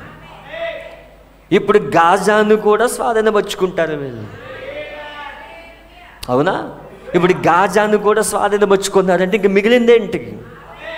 అల్-అక్సా మసీద్, ఓమార్ మసీద్ ఏదైతే ఉన్నదో అది ఎవరిదంటే అక్కడే సొలొమోను దేవాలయం కట్టాడు. మొదటిసారి మందిరం కూల్చివేయబడింది, రెండవసారి మందిరం కూల్చివేయబడింది, ఇప్పుడు మూడవసారి మందిరం వాళ్ళు కడతారు. అందుకే ఇంక అక్కడ ఒక్క గోడ మాత్రమే ఉన్నది మిగిలి. ఆ ప్లేస్లోకి వెళ్ళటానికి లేదు. అక్కడ ఒక్క వీపింగ్ వాల్ మాత్రమే, దాన్ని ఏడుపుల గోడ అంటారు. అక్కడికి వెళ్ళి వాళ్ళు ప్రార్థనలు చేస్తూ ఉంటారు. యూదులు అక్కడ ఏడుస్తూ ప్రార్థన చేస్తూ ఉంటారు. ఒక్క గోడ మాత్రమే మిగిలింది. ఇప్పుడు దాన్ని కూడా స్వాధీనపరుచుకొని, అవునా, దాన్ని కూడా స్వాధీనపరుచుకున్నారంటే ఇంక వధువు వెళ్ళిపోయే సమయం దగ్గర పడింది. చూసారు, అబ్రాహాము దగ్గర నుండి ఇప్పటి వరకు అది ఎవరెవరి చేతుల్లోకి వెళ్ళింది, ఎవరెవరు దాన్ని పరిపాలించారు, ఇప్పుడు దేవుడు ఎలా ఇజ్రాయెల్కి ఇచ్చాడు. ఇప్పుడు 1948 నుండి దేవుడు మన మమ్మీ గల్లి కాక నేను ఎక్కడ చూపిస్తున్నానంటే ఇప్పుడు 1948, అవునా, 1948 మే 14th, చాలా జాగ్రత్తగా ఉందండి. మే 14th ఇండిపెండెన్స్ వచ్చింది ఇజ్రాయెల్కి. ఇక్కడ నుండి ఇప్పుడు 2023, అవునా, మనం ఇక్కడ ఉన్నాం. ఇప్పుడు 2023లో ఉన్నాం. ఇంకా దేవుడు కృపిస్తే, కృప పొడిగిస్తే ఉంటాం. ఓకే, కానీ ఇప్పటికీ ఇజ్రాయెల్కి స్వాతంత్రం వచ్చి ఎంతకాలం అయిందో తెలుసా? 2023 1948, 75 ఇయర్స్. ఈ 75 ఇయర్స్ దేవుడు మౌనంగా లేడు. ఇక్కడ మధ్యలో ఏం జరుగుతుందో మనం చూడాలి. ఇప్పుడు ఇజ్రాయెల్కి స్వాతంత్రం వచ్చిన దగ్గర నుండి ఇప్పటి వరకు మనం 2023లో ఉన్నాం. దేవుడు ఎక్కడా మౌనంగా లేడు. ఇప్పుడు వాళ్ళకి దేశాన్ని ఇచ్చాడు, వాగ్దాన దేశాన్ని ఇచ్చాడు, సొంత జెండా, సొంత సైన్యం ఉన్నది. అయితే ఒక్కొక్క ప్రాంతాన్ని జరిగిన ప్రతి యుద్ధంలో, ఇప్పటి వరకు జరిగిన ప్రతి యుద్ధంలో ఒక్కొక్క ప్రాంతాన్ని అది స్వాధీనపరుచుకుంటా వస్తూ ఉన్నది. అవునా? ఇప్పుడు పూర్తిగా అన్ని ప్రాంతాలను స్వాధీనపరుచుకుంటుంది. ఇంక మిగిలింది ఏంటి? ఓమార్ మసీద్ ఉన్నది. అర్థమవుతుందా? ఓమార్ మసీద్ ఉన్నది. ఇంతవరకు అర్థమైందా? అబ్రాహాం దగ్గర నుండి ఇప్పటి వరకు ఇజ్రాయెల్ దేశాన్ని ఎవరు పరిపాలించారు, అది ఏ విధంగా ప్రపంచ పటంలో తీసివేయబడింది. లాస్ట్ వీక్ మీకు ఫస్ట్లో చెప్పాను, కానీ దీన్ని ఇయర్స్ తోటి చెప్పాను మీకు. ఏ విధంగా అది ప్రపంచ పటంలో తీసివేయబడింది, మరలా ప్రపంచ పటంలోకి వచ్చింది. కానీ ఇప్పుడు దేవుడు ఏం చేస్తున్నాడు? 1948 నుండి ఇప్పుడు 23లో ఉన్నాం మనం. కానీ దేవుడు ఏం చేస్తున్నాడు ఇప్పుడు? ఇప్పుడు వెళ్దాం మెసేజ్లోకి. దేవుడు నామమున మహిమ కలుగును గాక. ఇప్పుడు ఆది కాండంలో చూపిస్తాను దీన్ని. దేవుడు ఇప్పుడు మన మధ్యలో ఏం జరిగిస్తున్నాడు. అందరు ఇక్కడే ఉన్నారా? God bless. దేవుడు మిమ్మల్ని దీవించండి గాక. కొంచెం లేఖనంలోకి వెళ్దాం. ఇక్కడ 42వ అధ్యాయం, ఆది కాండము 42. ధాన్యం ఐగుప్తులో ఉన్నదని యాకోబు తెలుసుకున్నప్పుడు మీరెలా ఒకరి ముఖం ఒకరు చూచుకొనిచున్నారని తన కుమారుతో నేను. 42వ అధ్యాయం నుంచి 45వ అధ్యాయం వరకు ఏం జరుగుతుంది? 42 నుండి 45 మధ్యలో ఏం జరుగుతున్నది చూడండి. ఇక్కడ ఐగుప్తులో ధాన్యం ఉన్నదని యాకోబుకి తెలిసింది. ఇప్పుడు తన కుమారుని ఐగుప్తు వెళ్ళమని చెప్తున్నాడు. అవునా? ఇప్పుడు ఐగుప్తులో ఎవరున్నారు? యోసేపు ఉన్నాడు. ఆమె చెప్తారా? ఐగుప్తులో ఎవరున్నారు? యోసేపు ఉన్నాడు. ఇప్పుడు యోసేపు ఎవరికి సాదృశ్యంగా ఉన్నాడంటే యేసుక్రీస్తుకి పరిపూర్ణమైన సాదృశ్యం. పరిపూర్ణమైన సాదృశ్యం. యేసుక్రీస్తు జీవితంలో ఏదైతే జరుగుతున్నదో అదంతయు యేసేపు జీవితంలో జరుగుతున్నది. ఇక్కడ ఛాయ నేడిది. 7 పండుగలు కూడా యేసేపు జీవితంలో ఉన్నాయా? 7 పండుగలు: పస్కా పండుగ, పులియన రొట్టెల పండుగ, ప్రథమ ఫలాల పండుగ, అందరు ఇక్కడే ఉన్నారా? పెంతెకోస్తు పండుగ, బూరల పండుగ, అవునా? తర్వాత ఆ యొక్క బూరల పండుగ తర్వాత ప్రాయశ్చిత్తార్థ పండుగ, గుడారాల పండుగ. 7 పండుగలు యేసు జీవితంలో జరుగుతున్నాయి. పర్ఫెక్ట్గా యేసుక్రీస్తు సాదృశ్యం. పస్కా పండుగ జరిగింది, పులియని రొట్టెల పండుగ జరిగింది, ప్రథమ ఫలాల పండుగ జరిగింది. అలాగే పెంతెకోస్తు పండుగ. పెంతెకోస్తు పండుగ ఏంటి? 7 సంఘకాలాలు. 7 సంఘకాలాలు ఎవరున్నారు? అశానీతు ఉన్నది, ఉన్నా అశానీతు. మరి బూరల పండుగ, ప్రాయశ్చిత్తార్థ పండుగ. ప్రాయశ్చిత్తార్థ పండుగ ఏంటి? తన సహోదరులకు బయలుపరుచుకోవడం. మరి గుడారాల పండుగ. గుడారాల పండుగ ఏంటి? శాశ్వతమైన గుడారంలోకి వెళ్ళిపోవడం. ఈ 7 పండుగలు యేసేపు జీవితంలో జరిగాయి. చాలా జాగ్రత్తగా వినండి. ఇప్పుడు యేసేపు ఇప్పుడు ఐగుప్తులో ఉన్నాడు, అవునా? చూడండి, యేసుక్రీస్తు మొదటి రాకడలో ఆయన ఎవరి దగ్గరికి వచ్చాడు? సహోదరుల దగ్గరికి వచ్చాడు. వచ్చాడా సహోదరుల దగ్గరికి? సహోదరుల దగ్గరికి వస్తే ఏం చేశారు? సహోదరులు త్రోసివేశారు. త్రోసివేసినప్పుడు ఆయన ఎటువైపు వెళ్ళాడు? అన్యుల వైపు వచ్చాడు. అలాగే యేసేపు కూడా ఫస్ట్ సహోదరుల దగ్గరికి వచ్చాడు. సహోదరులు ఏం చేశారు? ఇతని కలలు విన్నప్పుడు ఇతన్ని త్రోసివేశారు. అప్పుడు యేసేపు ఎటువైపు వెళ్ళాడు? ఐగుప్తు వెళ్ళాడు. ఐగుప్తు చేర్చుకున్నది ఆయన్ని. సహోదరులు త్రోసివేశారు, ఐగుప్తు తెచ్చుకున్నది. మొదటి రాకలో ఇజ్రాయెల్ త్రోసివేశారు, అన్యులు తెచ్చుకున్నారు ఆయన్ని. ఎవరిని? ప్రభువైన యేసుక్రీస్తుని చేసుకున్నావా? అందుకే అన్యుల్లో నుండి అశానీతం చేసుకున్నాడు ఆయన. అబ్రాము షారాన్ చేసుకుంటే, అవునా? ఇస్సాకు రిబకాన్ చేసుకుంటే, యాకోబు రాహేలుని చేసుకుంటే, కానీ యేసోబు మాత్రము అన్యుల్లోంచి తీసుకున్న అశానీతం తీసుకున్నాడు, అవునా? అశానీతి వివాహం చేసుకున్నాడు. ఇప్పుడు ఎక్కడున్నాడు యేసేపు? ఐగుప్తులో ఉన్నాడు. మరి యేసేపు ఎక్కడున్నాడు ఇప్పుడు? మన యేసుక్రీస్తు ఎక్కడున్నాడు ఇప్పుడు? ఐగుప్తులో ఉన్నాడు. ఇప్పుడు అన్యుల పట్టణంలో ఉన్నాడు ఆయన. త్రోసివేశారు వాళ్ళు. ఇప్పుడు అక్కడ వాళ్ళకి కరువు వచ్చింది. యాకోబు అంటున్నాడు ఇప్పుడు ఐగుప్తు వెళ్ళండి, వెళ్ళి ఆహారం తెమ్మని చెప్తా ఉన్నాడు, అవునా? వీళ్ళు ఐగుప్తు వెళ్ళారు. కరువు వచ్చినప్పుడు 5వ వచనం, కరువు కానాన్ దేశంలో ఉండను కనుక ధాన్యం కొనవచ్చిన వారితో కూడా ఇజ్రాయేల్ కుమారులు వచ్చి, అప్పుడు యేసేపు ఆ దేశం అంతటి మీద అధికారి ఉండెను. అతడు ఆ దేశ ప్రజలందరికీ ధాన్యం అమ్మకం చేయవాడు కనుక యేసేపు సహోదరులు వచ్చి ముఖములు నేలను మోపి అతనికి వందనం చేసిరి. సహోదరులు వచ్చి ఇప్పుడు సాగిలపడి వందనాలు చేశారు. ఇది ఆల్రెడీ యేసేపు చెప్పాడు కదా, చెప్పాడా లేదా? 37వ అధ్యాయంలో చెప్పాడు ఆయన, మీరందరూ వచ్చి నాకు సాగిలి పడతారని. 37వ అధ్యాయం 5వ వచనంలో యేసేపు ఒక కల కని తన సహోదరులు తెలియజెప్పగా వారు అతని మీద మరీ పగబట్టిరి. అతడు వారిని చూసి, నేను కనని ఈ కళను మీరు దయచేసి వినుడి. అదేమనగా, మనం చేనులో పనులు కట్టుచుంటిమి, నా పనులు లేచి నిల్చుండగా మీ పనులు నా పనులు చుట్టుకొని నా పనుకు సాష్టాంగపడినని చెప్పాను. జరిగిందా లేదా? అది యేసేపుకు తెలుసు వీళ్ళెవరు, కానీ వీళ్ళకి తెలియదు యేసేపు అని. వచ్చి సాష్టాంగపడ్డారు. యేసేపుకి అర్థమైపోయింది కళ నెరవేర్పు జరిగిందని,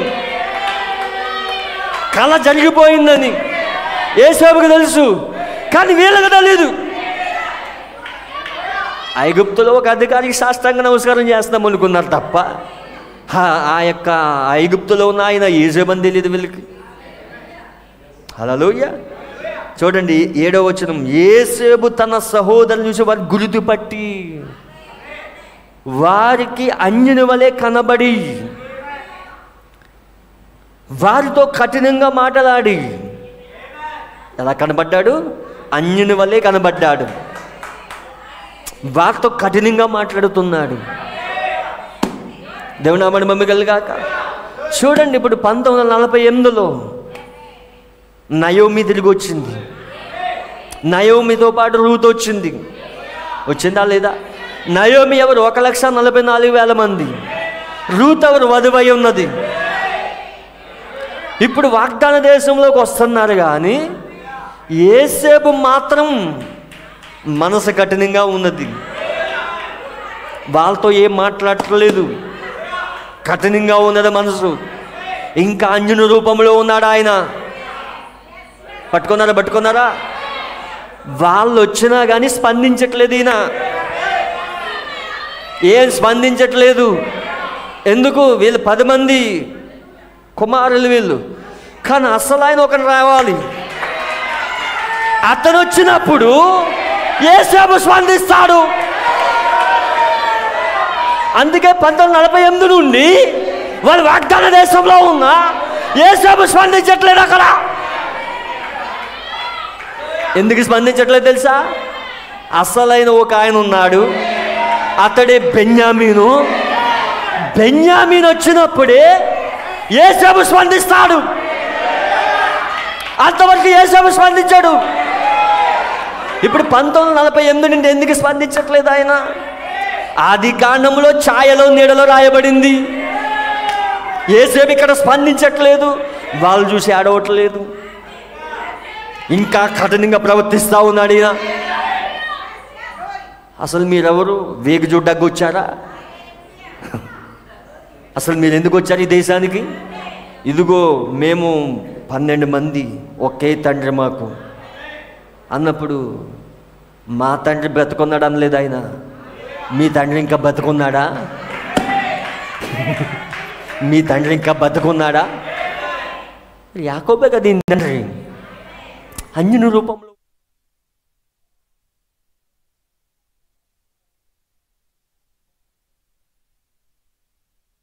పన్నెండు మంది, అందులో ఒకడు లేడు. ఆ లేనోడు ఈయన. అవునా? ఇంకొక ఆయన ఉన్నాడు, మా తండ్రి దగ్గర ఉంటాడు, చిన్నోడు వాడు. అవునా? చెప్పినప్పుడు వీళ్ళకి ధాన్యం ఇచ్చి పంపించాడు. పంపిస్తే ఏం చెప్పాడు చూడండి ఇక్కడ. ఈ స్టోరీ అంతా మీకు తెలుసు. 42వ అధ్యాయం 22వ వచనం. మరి రూబేను, ఈ చిన్నవాణి ఎడల పాపం చేయకూడదని నేను మీతో చెప్పలేదా?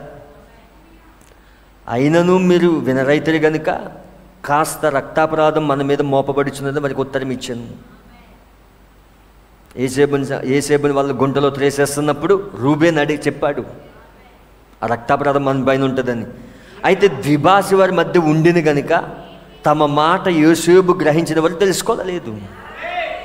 యేసేపుకి స్టోరీ అంతా తెలుసు, వీళ్ళెవరో తెలుసు, వీళ్ళు ఎక్కడి నుంచి వచ్చారో తెలుసు. అవునా? యేసేపుకి తెలుసు.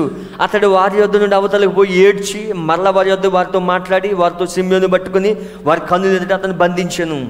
మరి యేసేపు వారి గోనెలు ధాన్యంతో నింపుటకు, ఎవరు ఒకరు వారి గోనెలో తిరిగి ఉంచుటకు, ప్రయాణం కొరకు భోజన పదార్థం వారికి ఇచ్చుటకు ఆజ్ఞించెను. అతడు వారి ఎడల ఇట్లు జరిగించెను. ఓకే, 36వ వచనం. అప్పుడు వారి తండ్రిని యాకోబు వారిని చూసి, మీరు నన్ను పుత్రహీనిగా చేయుచున్నారు, యేసేపు లేడు, సిమ్యోను లేడు, మీరు బెన్యామీను కూడా తీసుకుని పోవుదురు, ఇవన్నీ నాకు ప్రతికూలంగా ఉన్నవని వారితో చెప్పాను. ఇప్పుడు బెన్యామీని తీసుకురమ్మంటున్నాడు ఈయన, ఆ చిన్నవాడిని తీసుకురమ్మంటున్నాడు. అవునా? దేవుని నామమున మహిమ కలుగాక. ఇప్పుడు 1948లోనే వాళ్ళు వాగ్దాన దేశం వచ్చారు. కానీ యేసేపు స్పందించట్లేదు ఇప్పుడు. అవునా? ఇప్పుడు యేసేపు ఆల్రెడీ వివాహం అయింది, అన్యరాలతో వివాహం అయింది, అశానితతో వివాహం అయింది. యేసేపు యొక్క విత్తనాన్ని ఇప్పుడు అశానిత గర్భంలో పడింది. అక్కడ యేసేపు యొక్క విత్తనం అశానిత గర్భంలో పడింది. పురుషుని యొక్క జీవము ఆమె గర్భంలో పడింది. ఆమె ఆల్రెడీ పిల్లలకి అన్నది అక్కడ. దేవుని నామమున మహిమ కలుగాక. మరి ఇప్పుడు 1948 నుండి ఏం జరుగుతూ ఉన్నది? 63లో ఆయన దిగొచ్చాడు. దేవుని నామమున మహిమ కలుగాక. 1963లో దిగొచ్చాడు ఆయన. ఒక ఆమె వివాహం చేసుకున్నాడు, అశానీతి వివాహం చేసుకున్నాడు. ఇప్పుడు ఆయన జీవాన్ని, ఆయన విత్తనాన్ని ఆమె గర్భంలో వేశాడు. వేశాడా లేదా? ఆమె గర్భంలో ఆయన విత్తనం ఉందా లేదా? ఇప్పుడు ఆయన విత్తనం పొందుకున్నాం. ఎందుకంటే ఆ ఏదైనా తోటలో అవ్వ తప్పిపోయింది. ఎందుకు? ఆదాము యొక్క విత్తనాన్ని పొందుకోక మునిపే ఆమె పడిపోయింది. ఇజ్రాయెల్ సంఘం పడిపోయింది.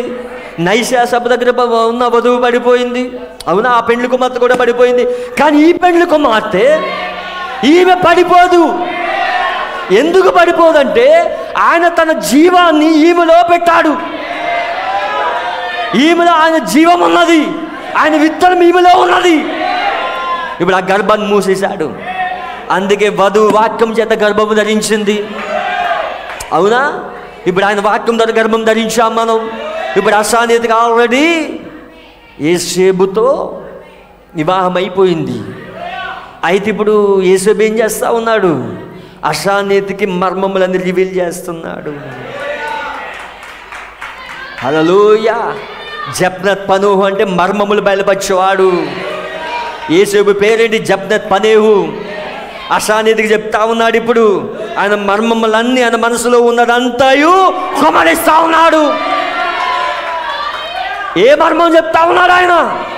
అసానీతితో మాట్లాడుతూ ఉన్నాడు. ఇదిగో నాకు చిన్నప్పుడు ఒక కళ వచ్చింది. ఆ కళలో నా సహోదరులు సాగిలపడ్డారు. ఆ కళ ఇప్పుడు నెరవేర్పు జరిగింది. ఇవన్నీ ఎవరు వింటా ఉన్నారు? అసానీతి వింటా ఉన్నది. అసానీతి రివీల్ చేస్తా ఉన్నాడు. తన మనసులంతా కుమరిస్తా ఉన్నాడు. ఆమె వింటా ఉన్నది. అందుకే ఇప్పుడు మనకి ఏ మర్మం తెలుస్తా ఉన్నది? అన్యుల యొక్క మర్మం, యూదుల యొక్క మర్మం. 7వ దూత పలుకుతున్న దినాలలో దేవుడు తన దాసులకు ప్రవక్తలు తెలిపిన సువార్త ప్రకారము సమస్త మర్మం కంప్లీట్ కావాలి, సమాప్తం కావాలి. ఇప్పుడు అన్యులకి ఏం జరుగుతూ ఉన్నదో, యూదులకి ఏం జరుగుతూ ఉన్నదో సమస్త మర్మములన్నీ కూడా ఇప్పుడు బయలుపరుస్తూ ఉన్నాడు. అసానీతికి చెప్తా ఉన్నాడు. ఇప్పుడు తన వెనుక భాగంలో ఉన్న మనసులో ఉన్న రహస్యాలను, ఇదిగో నా సహోదరులు వచ్చారు, నాకు సాగిలపడ్డారు.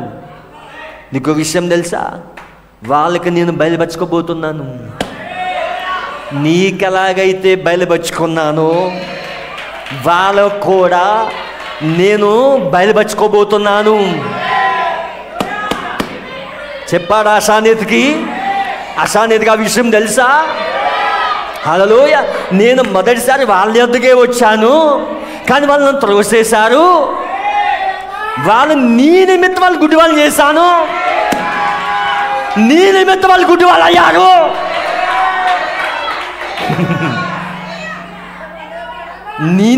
నీకు బయలుపరుచుకోవడానికి, నా మనసు అంతా నీతో పంచుకోవడానికి వాళ్ళని గుడ్డి వాళ్ళు చేశాను, నీ నిమిత్తమే గుడ్డి వాళ్ళు అయ్యారు వాళ్ళు. కానీ ఇప్పుడు నేను వాళ్ళ కన్నులు తెరిస్తాను. ఇవన్నీ ఎవరితో చెప్పుకుంటున్నాడు? అసానీతితో పంచుకుంటా ఉన్నాడు. మరి కూటాలు ఏంటి ఇప్పుడు? ఈ మీటింగ్లు ఏంటి ఇప్పుడు? ఆదివారం ఏం చేస్తా ఉన్నాడు? బుధవారం ఏం చేస్తా ఉన్నాడు? తన మనసులో ఉన్నదంతయు అసానీతి కొమ్మరించుకుంటా ఉన్నాడు. తన రహస్యాలు పంచుకుంటా ఉన్నాడు. భర్త ఎప్పుడు తన భార్యకి ఎక్కడ పంచుకుంటాడు? గదిలో పంచుకుంటాడు. తన రహస్యాలన్నీ పంచుకుంటాడు. ఏముండదు ఇంక అక్కడ, సీక్రెట్స్ ఏముండవు. తన రహస్యాన్ని అంతా గదిలో పంచుకుంటాడు. ఇప్పుడు అసానీతి పంచుకుంటా ఉన్నాడు, రివీల్ చేస్తా ఉన్నాడు. ఏ మర్మం దాయట్లేదు. పిరమిడ్ గుచ్చిన మర్మం చెప్తా ఉన్నాడు. ఇదిగో ఆ యొక్క హాను కట్టినప్పుడు ఎందుకు తలరాయి పెట్టలేదో తెలుసా? అసానీతి జాగ్రత్తగా విని మర్మం. తలరాయిగా నేనే వస్తా, ప్రకటన 10లో వస్తాను.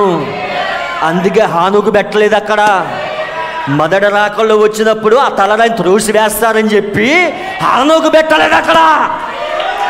ఇప్పుడు నేను ప్రకటన 10లో వస్తాను, నీకు తలరాయిగా వస్తాను, నీకు శిరస్సుగా వస్తాను.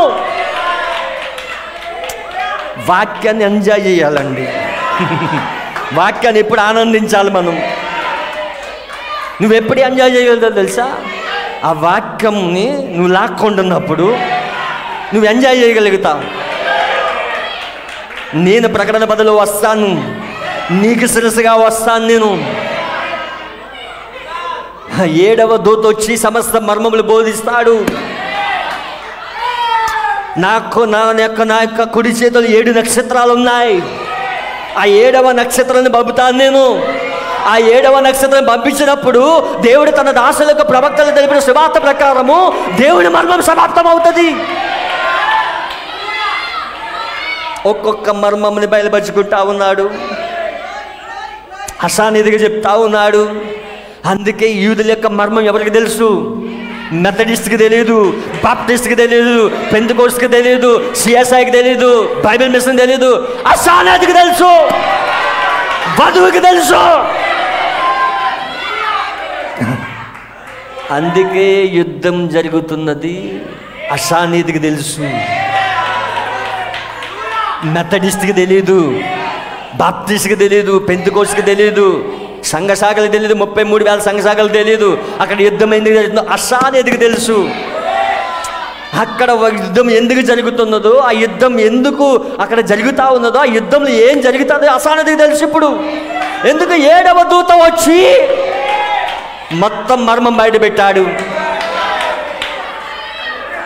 లేఖనం ఏం జరుగుతుంది ఇప్పుడు? ఆదికాండం 42 నుండి 45 వరకు మన మధ్యలో జరుగుతూ ఉన్నాయి. యేసేపు ఇప్పుడు సహోదరులకు బయలుపరుచుకోవాలంటే అసానీతు అంతఃపురంలో ఉండాలి. అసానీతు డిస్మిస్ కావాలి. అవునా? అసానీతు డిస్మిస్ కాకుండా యేసేపు తన సహోదరులకు బయలుపరుచుకోడు. అందుకే అసానీతికి బాగా తెలుసు, నేను వెళ్ళకుండా, నేను ఎత్తబడకుండా, నేను ర్యాప్చర్ అవ్వకుండా యేసేపు ఎన్నడూ బయలుపరుచుకోడు. ఆయన ఎట్టి పరిస్థితుల్లో బయలుపరుచుకోడు. ఆయన తన సహోదరులకు బయలుపరుచుకోవాలంటే ముందు ఇక్కడ నేను డిస్మిస్ కావాలి, నేను వెళ్ళిపోవాలి. ఇప్పుడు అంటే ఇప్పుడు అసానేత ఎత్తబాటు కొరకు యూదులు చూస్తున్నారు. అసానేత ఎప్పుడు డిస్మిస్ అవుతుందని యూదులు చూస్తూ ఉన్నారు. ఇప్పుడు ఆమె వెళ్ళిపోతేనే యేసేపు మన దగ్గరికి వస్తాడు. యేసేపు రావాలంటే అసానేత డిస్మిస్ కావాలి. ఇప్పుడు అంతఃపురంలోకి వెళ్ళిపోవాలి ఆమె. నా మన మమ్మీ కళ్ళని కాక చాలా జాతకం ఏందండి. 69 weeks ఆల్రెడీ అయిపోయింది ఇది. అవునా? ఇంకా 7 సంఘకాలాలు అశాన్యతిది.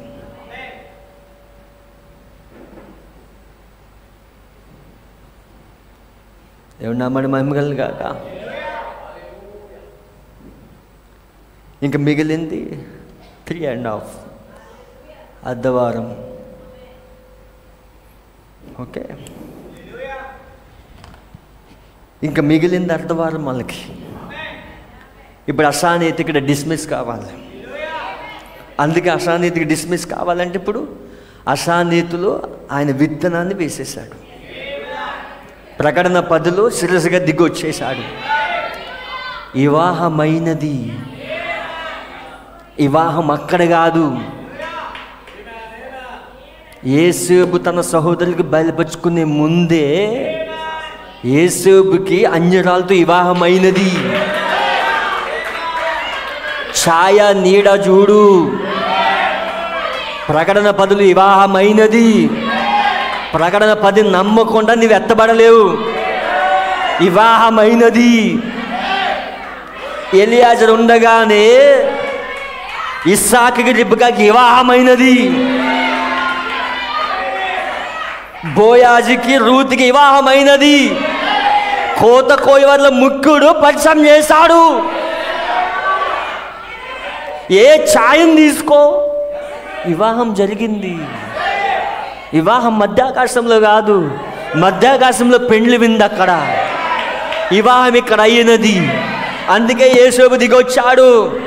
ప్రకటన 10లో దిగొచ్చాడు. ఆయన శిరస్సుగా దిగొచ్చాడు. ఎవరిని వివాహం చేసుకోవడానికి? అశానీతిని వివాహం చేసుకోవడానికి.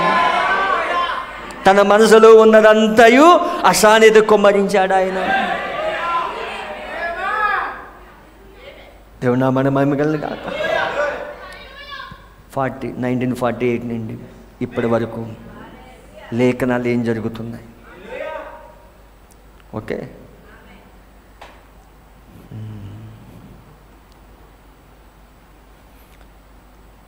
43వ అధ్యాయం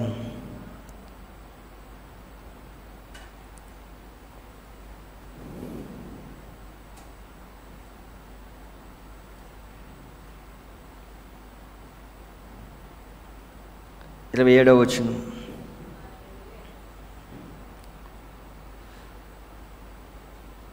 నుంచి యేసేపు ఇంటికి వచ్చినప్పుడు వారు తమ చేతుల్లో ఉన్న కానుకని ఇంటిలోనికి తెచ్చి అతనికి ఇచ్చి అతనికి నేలను సాగిలపడిరి. అప్పుడు మీరు చెప్పిన ముసలివాడైన మీ తండ్రి క్షేమముగా ఉన్నాడా? అతడు ఇంకా బ్రతికి ఉన్నాడా అని వారిని క్షేమ సమాచారం అడిగినందున వారు, నీ దాసుడైన మా తండ్రి ఇంకా బ్రతికున్నాడు, క్షేమంగా ఉన్నాడని చెప్పి వంగి సాగిలపడిరి. అప్పుడు అతడు కన్నులెత్తి తన తల్లి కుమారుడు తన తమ్ముడైన బెన్యామీను చూసి, ఎందుకు ఇప్పుడు యేసేపు స్పందిస్తున్నాడో తెలుసా? ఒకే తల్లి కుమారులు. ఈ బెన్యామీన్ ఎవరు? రాహేలు యొక్క మొదటిగా జన్మించిన రాహేలుకి యోసేపు, తర్వాత బెన్యామీను. అవునా? బెన్యామీన్ జన్మించాడు. ఒకే తల్లి కుమారులు, తండ్రి ఒక్కడే. తల్లులు మారారు వీళ్ళకి. అవునా? తల్లులు మారారు ఇప్పుడు. కానీ ఇప్పుడు యేసేపుకి ఎందుకు అంత ప్రేమ పుట్టుకొచ్చిందో తెలుసా? రక్త సంబంధం, బ్లడ్ రిలేషన్. అవునా? ఏడవ బోర క్రింద బెన్యామీన్ వచ్చినప్పుడు యేసేపు తట్టుకోలేకపోయాడు. ఎందుకో తెలుసా? యేసేపుకి తెలుసు బెన్యామీన్ ఎవరు, కానీ బెన్యామీన్కి యేసేపు ఎవరో తెలియదు. బెన్యామీన్ ఎప్పుడు యేసేపుని చూడలే. అందుకే 1,44,000 మంది 1,44,000 మందికి యేసేపు ఎవరో తెలీదు. కానీ యేసేపుకి తెలుసు ఈ 1,44,000 మంది ఎవరు, ఏ గోత్రంలోంచి వస్తారో. అవునా? ఏ గోత్రంలోంచి వస్తారో, ఏ గోత్రంలోంచి ఎంతమంది వస్తారో వాళ్ళ లెక్క అంతా కూడా యేసేపుకి బాగా తెలుసు. ఇప్పుడు యేసుక్రీస్తుకి బాగా తెలుసు ఎవరు ఏ గోత్రంలో ఉన్నారు, వాళ్ళు ఏ గోత్రంలో ఉన్నారు, వాళ్ళు ఏ గోత్రంలో జన్మించారు. కానీ వాళ్ళకి తెలియదు. అర్థమవుతుందా? వాళ్ళకి తెలియదు, బెన్యామీన్కి తెలియదు. ఇతడే యేసేపు అన్న సంగతి. కానీ యేసేపు ఎప్పుడైతే చూశాడు, తన తల్లి కుమారుడును తన తమ్ముడైన బెన్యామీన్ చూసి, మీరు నాతో చెప్పిన మీ తమ్ముడు ఇతడేనా అని అడిగి, నా కుమారుడా, దేవుడు నిన్ను కరుణించునుగాక. ఆయన అప్పుడు తన తమ్ముడి మీద యేసేపుకు ప్రేమ పొల్లుకొని వచ్చింది కనుక అతడు త్వరపడి ఏడ్చుటకు చోటు వెతికి లోపలి గదిలోకి వెళ్ళి అక్కడ ఏడ్చాను. అప్పుడు అతడు ముఖం కడుగు నిలుపులకు వచ్చి తన్ను తను అంచుకొని భోజనం వడ్డించడని చెప్పాను. అతనికి వారికి అతనితో భోజనం చేస్తున్న ఐగుప్తీయులకు వేరువేరుగా వడ్డించది. ఐగుప్తీయులు హెబ్రీలతో కలిసి భోజనం చేయరు, అది ఐగుప్తీయులకు హేయము. జ్యేష్ఠుడు మొదలుకొని కనిష్ఠుని వరకు వారు అతని ఎదుట తమ ఈడు చొప్పున కూర్చుండేది. కనుక మనుషులు ఒకవైపు ఒకడు చూసి ఆశ్చర్యపడేది. మరి అతడు తన ఎదుట నుండి వారికి వంతులెత్తి పంపెను. బెన్యామీను వంతు వారందరి వంతుల కంటే 5 అంతలు గొప్పది. అందరు లైన్లో కూర్చున్నారు, కానీ బెన్యామీన్కి మాత్రం 5 అంతలు. 7వ బోర కింద వచ్చే బెన్యామీన్.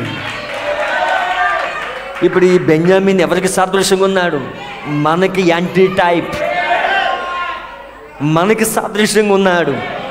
అందుకే మనకి ఈ 5 అంతల పరిచర్య, 5-fold మినిస్ట్రీ ఇచ్చాడా వధువుకి. 5-fold మినిస్ట్రీ ఇచ్చాడు ఆయన. ఎందుకు? వధువు యొక్క క్షేమాభివృద్ధి కొరకు 5-fold మినిస్ట్రీ ఇచ్చాడు ఆయన. బెన్యామీన్ ఎప్పుడైతే వచ్చాడో యోసేపు స్పందించడం మొదలు పెట్టాడు. ఇప్పుడు వాళ్ళకి బయలుపరుచుకోవాలనుకుంటా ఉన్నాడు ఆయన. అవునా? వాళ్ళు బయలుపరుచుకునే ముందు అశానీతి డిస్మిస్ అవ్వాలి. ఇక్కడ అశానీతి ఇక్కడ ఉండగా ఆయన బయలుపరుచుకోడు. కానీ ఇప్పుడు అశానీతి ఏం చేస్తూ ఉన్నది? ఆయన మనసులో ఉన్న రహస్యాలన్నీ వింటున్నది. ఆయన నామాన్ని పొందుకున్నది. ఆయన నామం ఎక్కడుంది? తొడల పైన ఉన్నది.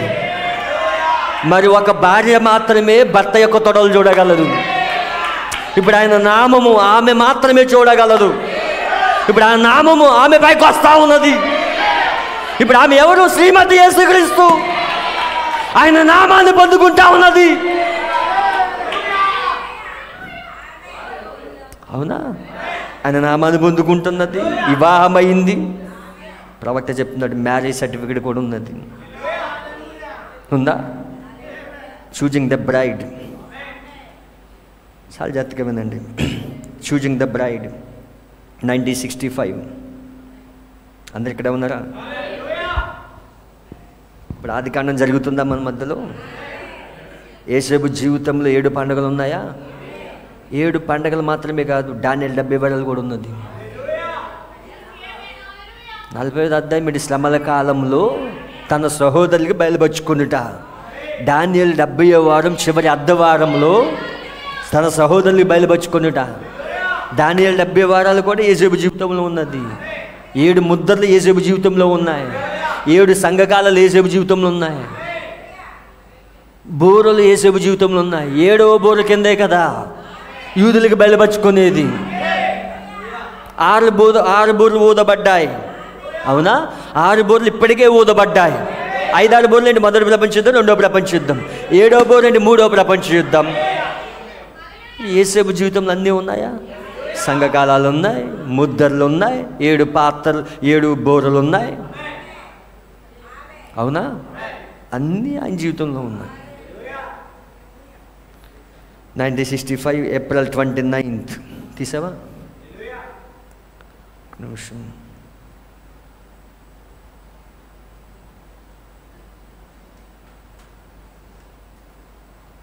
వధువుని ఎంచుకొనుట 2:27. అందరు ఇక్కడే ఉన్నారా? 2:27. ఇది కొంచెం స్లోగా ఓపెన్ అవుతుంది.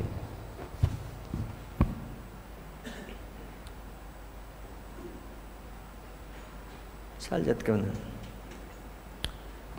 మరి యవనస్తులారా, నీ ఒక నామదే క్రైస్తవురాలు కాక ఒక క్రైస్తవురాలికి ఉండవలసిన యోగ్యత గల పరిమాణమును నీవు చేయకపోని ఎడల, అయితే నీ హృదయంలో మరి నీ జీవితం దేవుని యొక్క నిదర్శన పత్రిక అట్టి విధముగా ఉండవలనని చెప్పబడిన మాదిరిని కలిగి ఉండవలను.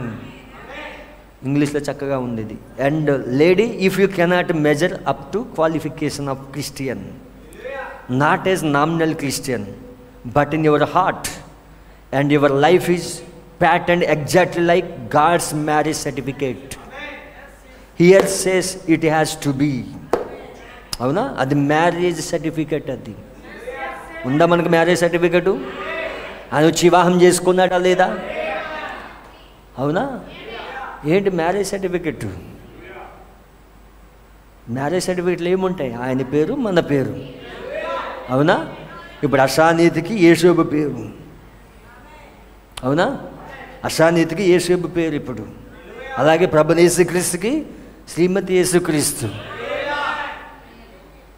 ఓకే, ఇంకొక చోట చెప్తా ఉన్నాడు, invisible union of the bride. అదే ఇయర్ అది 1965 11th month 25. Invisible union of the bride of Christ. ఇందులో 223 పారాగ్రాఫ్. అందరు ఇక్కడే ఉన్నారా? క్షమించండి. ఇప్పుడు నీ పాత కలిగితో ఉన్న నీ యొక్క పాత పుస్తకం వెళ్ళిపోయాను. ఇప్పుడు పాత దానిలో నీ యొక్క పేరు మార్చబడెను. ఇప్పుడు మీరు చెప్పవచ్చు, మీరు ఏమి చెప్తున్నారు? నా యొక్క పాత గ్రంథం మరుపని సముద్రంలో దేవుడు దాన్ని వేసాను. సంతోషంగా లేదా మీకు? మీ పాపాలన్నీ మరుపని సముద్రంలో వేయబడ్డాయి. మీరు దేవుని ముందు దోషరహితంగా ఉన్నారు. ఇప్పుడు మీ పేరు ఇప్పుడు కొత్త గ్రంథం నందు ఉన్నది, జీవ గ్రంథంలో కాదు. అయితే గొర్రెపిల్ల యొక్క జీవ గ్రంథం. గొర్రెపిల్ల దేనినైతే విమోచించినదో అది మీ సహజ కలయికని, మీ పాత పుస్తకం కాదు. అయితే మీరు నూతన వధువు. హల్లెలూయా. గొర్రెపిల్ల జీవ గ్రంథంలో మీ యొక్క నూతన జీవితం ఉన్నది. మీ యొక్క వివాహ ప్రమాణ పత్రిక,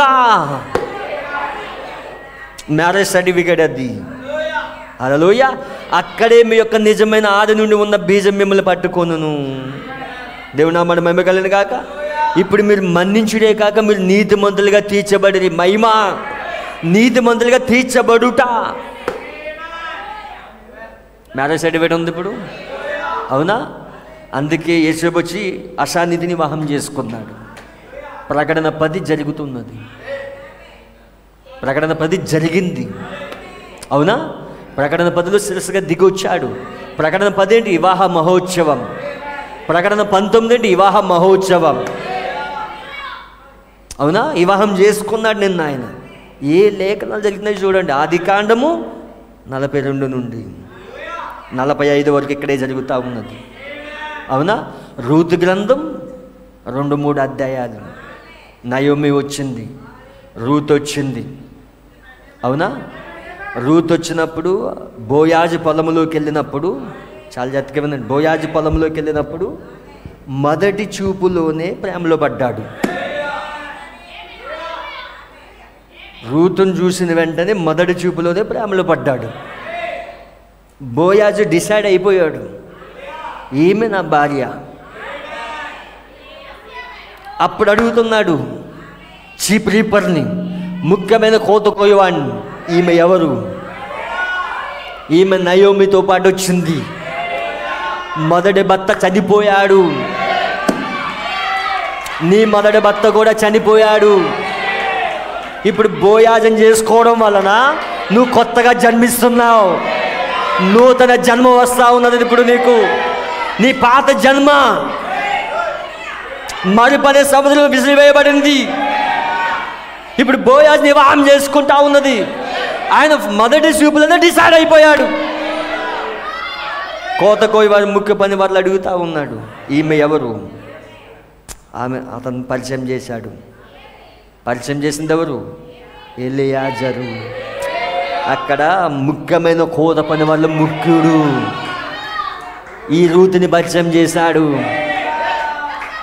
అయితే ఇప్పుడు నయోమి చెప్తా ఉన్నది, బోయాజ్ ఇప్పుడు కళ్ళములో ఉంటాడు. ఇదేంటి? కోతకాలం.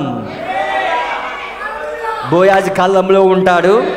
నువ్వు శుభ్రంగా స్నానం చేసి బోయాజ్ పాదం దగ్గరికి వెళ్ళు, ఏం చెయ్యాలో చెప్తాడు.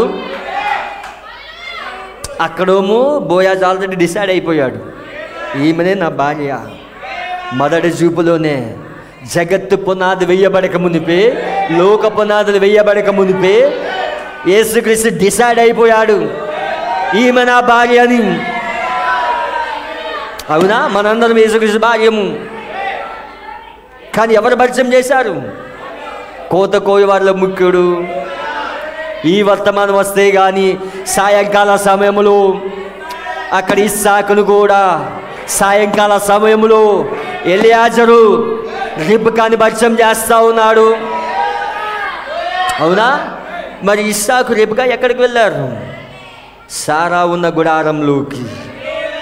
అబ్రాహాం యొక్క శరీరం ఎక్కడ మార్పు పొందిందో, సారా యొక్క శరీరం ఎక్కడ మార్పు పొందిందో ఆ గుడారంలోకి ఇస్సాకు రిబ్కా వెళ్ళారు. అక్కడ దేవుని నామమున మహిమ కలుగును గాక. ఆ గుడారంలోకి వెళ్ళారు వాళ్ళు. చెప్పాడు రిబ్కాకి, ఇస్సాకు ఎలాగుంటాడో చెప్పాడు, ఇస్సాకు ఏమై ఉన్నాడని చెప్పాడు. 7వ దూత మర్మములన్నీ చెప్పుకుంటా వచ్చాడు. ఇదిగో ఇస్సాకు ఇతనే. ఎప్పుడు? సాయంకాల సమయం. సాయంకాల సమయంలో వెలుగుండును. అది పగలు కాదు, రాత్రి కాదు. ఇదిగో నువ్వు చేసుకోబోయే ఇస్సాకు. ఎలియాజరు ఉండగానే వివాహమైనది. అవునా? ఇదిగో నీ యజమానుడు ఉందా అక్కడ? ఆదికాండం 24వ అధ్యాయం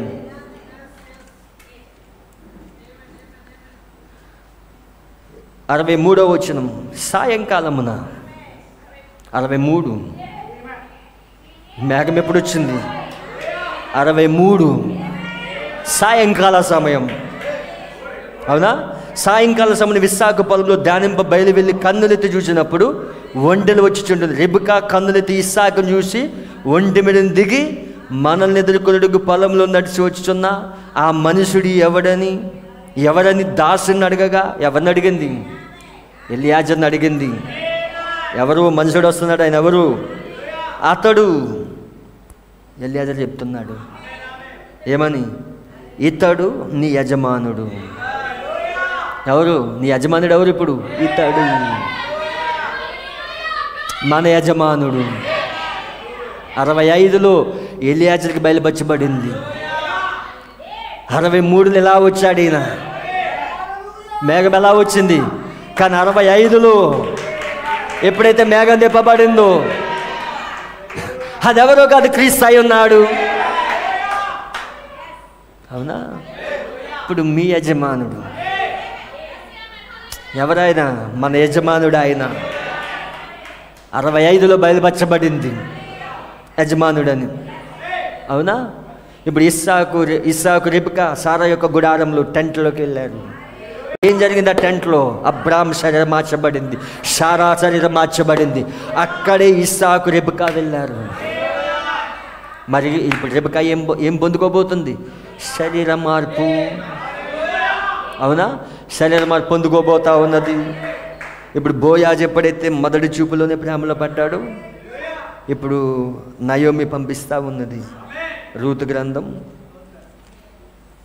ఈ లేఖనాలన్నీ ఇప్పుడు జరుగుతున్నాయి. దేవుని నామమున మహిమ కలుగును గాక. మనం కథలు చెప్పుకోవట్లేదు, ఛాయలు నీడలు కాదు, లేఖనాలు మన మధ్యలో జరుగుతున్నాయి. ఇప్పుడు 3వ అధ్యాయం 9వ వచనం. నయోమి చెప్పి పంపించింది కళ్ళంలోకి. అతడు నీవెవరవని అడగగా ఆమె, నేను రూతు అను నీ దాసరాల్ని. నీవు నాకు సమీప బంధువుడు గనుక నీ దాసరాల మీద నీ కొంగు కప్పమనగా, అతడు నా కుమారి, యెహోవా చేత నువ్వు దీవెన నొందినదాను. అవునా? యెహోవా చేత దీవెన నొందినదానువు. కొద్దివారినే కానీ గొప్పవారినే కానీ యవనస్తులను వెంబడింపగా ఉండుట వలన నీ మునిపటి సత్ప్రవర్తన కంటే వెనుకటి సత్ప్రవర్తన మరి ఎక్కువైంది. కాబట్టి నా కుమారి, భయపడకము, నువ్వు చెప్పినదంతయు నీకు చేసేదను. 2వ అధ్యాయంలో మొదటి చూపులోనే ప్రేమలో పడ్డాడు, పొలంలో కలుసుకున్నప్పుడు. ఇప్పుడు 2వది కళ్ళం మీద కలుసుకున్నాడు, వివాహం చేసుకుంటానని మాటిచ్చాడు. నేనే నీ విమోచన ధర్మం జరిగిస్తా. నీకు మాత్రమే కాదు, నయోమికి కూడా జరిగిస్తా. తన మనసులో ఉన్న వెనుక భాగంలో ఉన్నదంతయు ఇప్పుడు రూతుకు కొమ్మరించుకుంటా ఉన్నాడు. నీకు మాత్రమే కాదు, నయోమికి కూడా చేస్తా. అందుకే రూతుకి ఏమి ఇచ్చాడు? రూతుకి 6 ముద్రలు ఇచ్చాడు. 6 ఎవరు కొలిచి ఇచ్చాడు. మొదటి 4 ముద్రలు ఎవరు? రూతు. 5-6 ముద్రలు ఎవరు? నయోమి. మరి 7వ ముద్ర ఎవరు? స్వయంగా ఆయనే ఇచ్చుకున్నాడు. ఇప్పుడు 6 ముద్రలలో ఎవరున్నారు? నయోమి ఉన్నదా లేదా? 5-6 ముద్రల్లో ఉన్నదా? ఇప్పుడు నిన్ను మాత్రమే కాదు, ఆమె కూడా చేస్తాను నేను. దేవుని నామమున మహిమ కలుగును గాక. 1963 నుంచి ఏం జరుగుతూ ఉన్నది? రూతుని మాత్రమే విడిపించడం కాదు, 1,44,000 మంది నయోమిని కూడా నేను విడిపిస్తాను.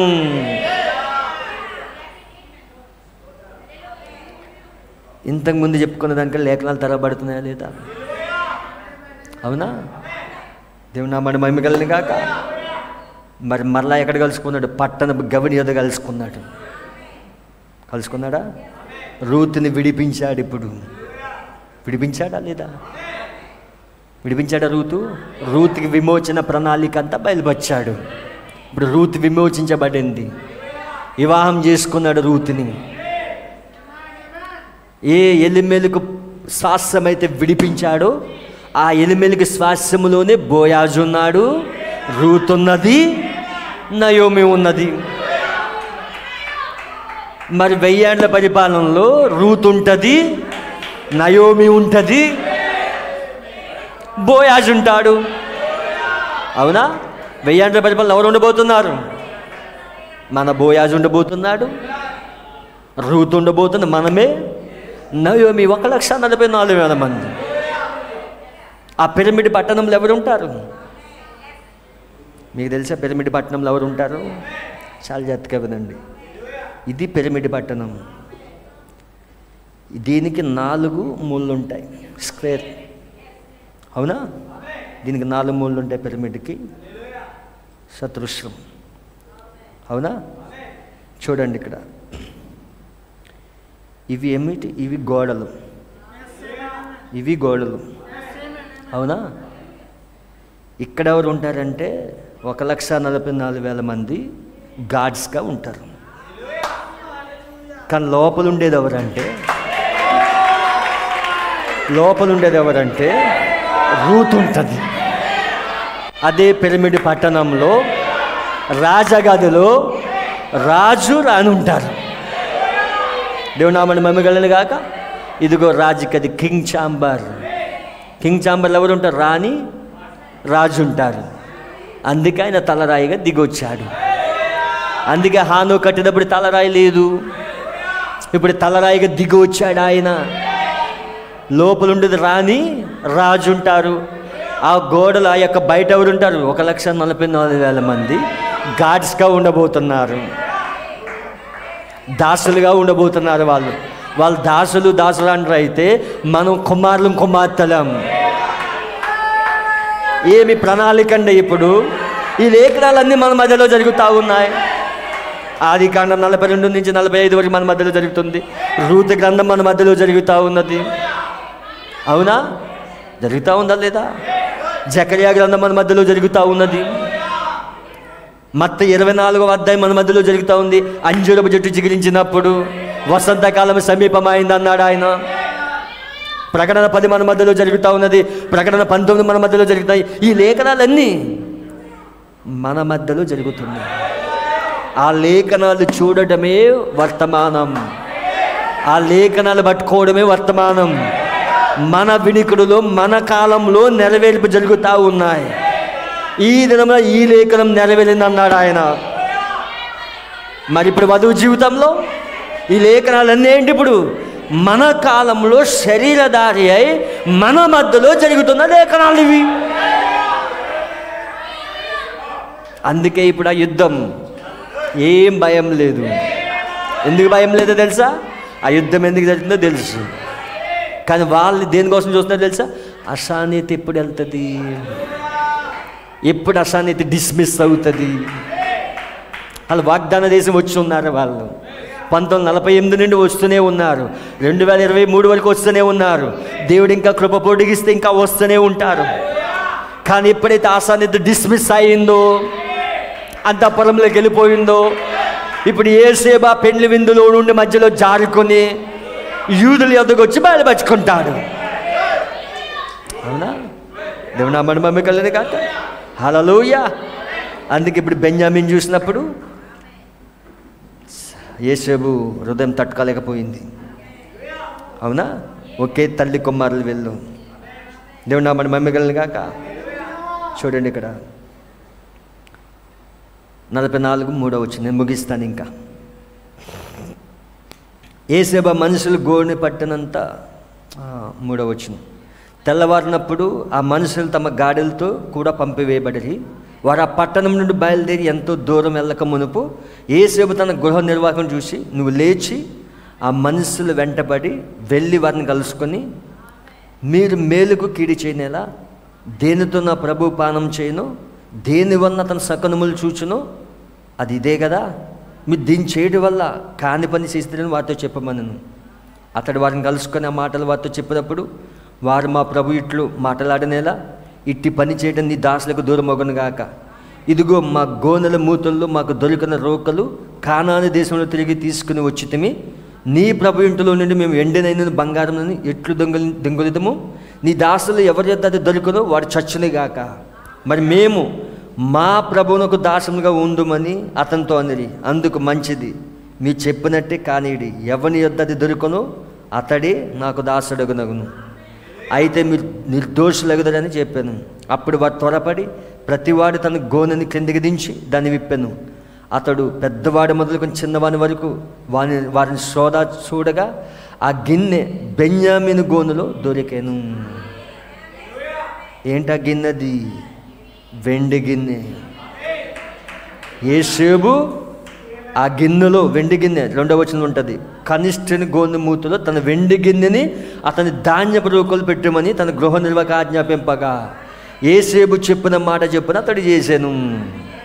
ధాన్యం తీసుకున్నారు, వీళ్ళు వెళ్తున్నారు, చక్కగా హాయిగా కూర్చున్నారు. వెంటనే వచ్చాడు గృహ నిర్వాహకుడు. ఒక్కొక్కరిది గోనిప్పాడు. లోదర్ గోనిప్పాడు, పెంతెకోస్తు గోనిప్పాడు, సిఎస్ఐ గోనిప్పాడు. ఏ గోనులు విమోచన పాత్ర లేదు అక్కడ. సంఘ శాఖలు ఏ గోనులో కూడా ఆ వెండి గిన్నె లేదు. వెండి విమోచనకి సాదృశ్యం. మరి వెండి గిన్నె ఎక్కడున్నది? బెన్యామీన్ గోనులో.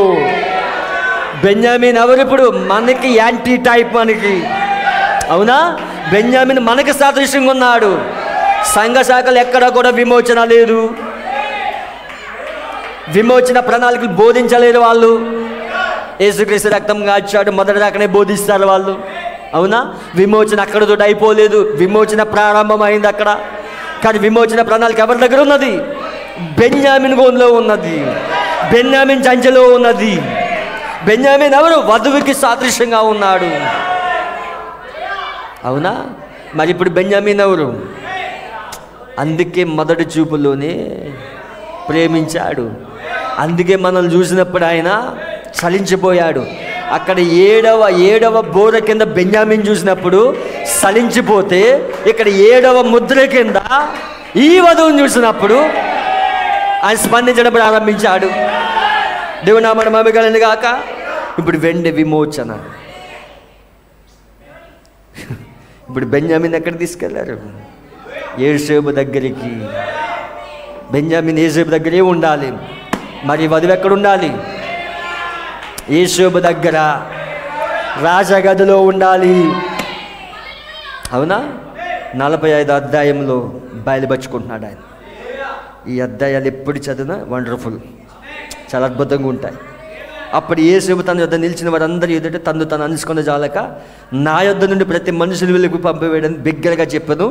యేసేబు తన సహోదరులు తాను తెలియజెప్పుకున్నప్పుడు ఎవ్వరూ అతని యొద్ద నిలిచి ఉండలేదు. అతడు ఎలుగెత్తి వేడవగా ఐగుప్తులు ఫరో ఇంటి వారు వినిరి. అప్పుడు యేసేబు, నేను యేసేబుని, నా తండ్రి ఇంకా బ్రతుకున్నాడా అని అడిగినప్పుడు అతని సహోదరు అతని సముఖమును తొందరపడి అతనికి ఉత్తరం ఇయ్యలేకపోయేది. అంతటా యేసేబు నా దగ్గర రండి తన సహోదరులతో చెప్పినప్పుడు వాడు అతని దగ్గరికి వచ్చిరి. అప్పుడు అతడు, ఐగుప్తు వెళ్ళినట్లు మీరు అమ్మి వేసిన మీ సహోదరుడు యేసేబును నేనే బయలుపరుచుకున్నాడు. ఇప్పుడు అశానీతి డిస్మిస్ అయిన తర్వాత యేసేబు వచ్చి ఇప్పుడు, అవునా, అశానీతి ఎప్పుడైతే డిస్మిస్ అవుతుందో, అశానీతి ఎప్పుడైతే ఎత్తబడుతుందో, అవునా, ఆ 3.5 సంవత్సరాలు శ్రమల కాలంలో 45 అధ్యాయం ఏంటి? శ్రమల కాలం. 7వ బోర కింద యేసేబు వాళ్ళకి బయలుపరుచుకుంటాడు. దానియేలు 70 వారాల్లోని అర్ధవారం, కొంచెం ఫాస్ట్గా ఉండాలి. దానియేలు 70 వారాలను అర్ధవారంలో వాళ్ళకి బయలుపరుచుకుంటాడు. మనం ఎక్కడుంటాం? పెండ్లి విందులో ఉంటాం. అందుకే వివాహం అయింది ఇక్కడ, ఆయన నామాన్ని పొందుకున్నాము ఇక్కడ. అవునా? అందుకే ఆయన మనసంతా కుమ్మరించబడింది ఇక్కడ. ఈమె ఎవరిప్పుడు? మహోన్నత కళాకాండం. మహోన్నత కళాకాండం అయి ఉన్నది. ఈమెను ఎప్పుడు తీశాడు? ఆ కలవరశిలో కొట్టినప్పుడు ఈమె బయటకు వచ్చింది. ఇప్పుడు మహోన్నత కళాకాండం. హల్లెలూయా. అందుకే వధువు ఎప్పుడైతే ఎత్తబడిందో, అశానీతి ఎప్పుడైతే డిస్మిస్ అయిందో, ఇప్పుడు యేసేబు పెండ్లి విందులో జారుకొని తన యొక్క సహోదరులు బయలుపరుచుకుంటాడు. అందుకే వాళ్ళు అడుగుతారు, నీకు ఈ గాయాలు ఎక్కడైనా అన్నా? జకర్యా గ్రంథంలో అడుగుతున్నారా, ఈ గాయాలు ఎక్కడైనా? నా స్నేహితుని ఇంటిలో. హల్లెలూయా. నేనే యేషూబుని. ఆ ఒలీవల కొండపైన అడుగుపెట్టినప్పుడు అది 2 భాగాలు అవుతుంది. మోషే ఏలియాలు వస్తారు. మోషే ఏలియాలు వచ్చి అక్కడ ఉన్న యూదులకు వర్తమానం అందిస్తారు. అందుకే మనకి మోషే లాంటి ప్రవక్త, 7వ ముద్ర కింద మోషే లాంటి ప్రవక్త, ఏలియా లాంటి ప్రవక్త మనకొచ్చి ప్రణాళిక అంతా బయలుపరిచినట్లుగా మనకొచ్చాడా? మోషే వచ్చాడా? ఈయన మన మోషే, మన ఏలియా. వాళ్ళకి 2 ప్రవక్తలు. ప్రకటన గ్రంథంలో 2 ప్రవక్తలు వస్తారు. మోషే, ఏలియాలు వస్తారు. మోషే దేశానికి ప్రవక్త అయితే, మోషే ఒక దేశానికి ప్రవక్త అయితే, ఏలియా ప్రపంచానికి ప్రవక్త. 2 వచ్చి వాళ్ళకి సువార్త చెప్తారు. 1,44,000 రక్షించబడతారు. అందుకే ఆ బెన్యామీను రాక కోసమే, ఆ బెన్యామీను వచ్చినప్పుడే ఆయన బయలుపరుచుకుంటాడు. అందుకే 1948 వస్తున్నా ఏం స్పందించట్లేదు ఆయన. రూతుతో మాట్లాడుతున్నాడు ఆయన, అశాంతితో మాట్లాడుతున్నాడు ఆయన, తన మనసునంతా విప్పుకుంటా ఉన్నాడు ఆయన, తన మనసునంతా కుమ్మరిస్తూ ఉన్నాడు ఆయన, ఆమె వివాహం చేసుకున్నాడు ఆయన. ఇదంతా ఎక్కడ జరుగుతుంది? మన కాలంలో.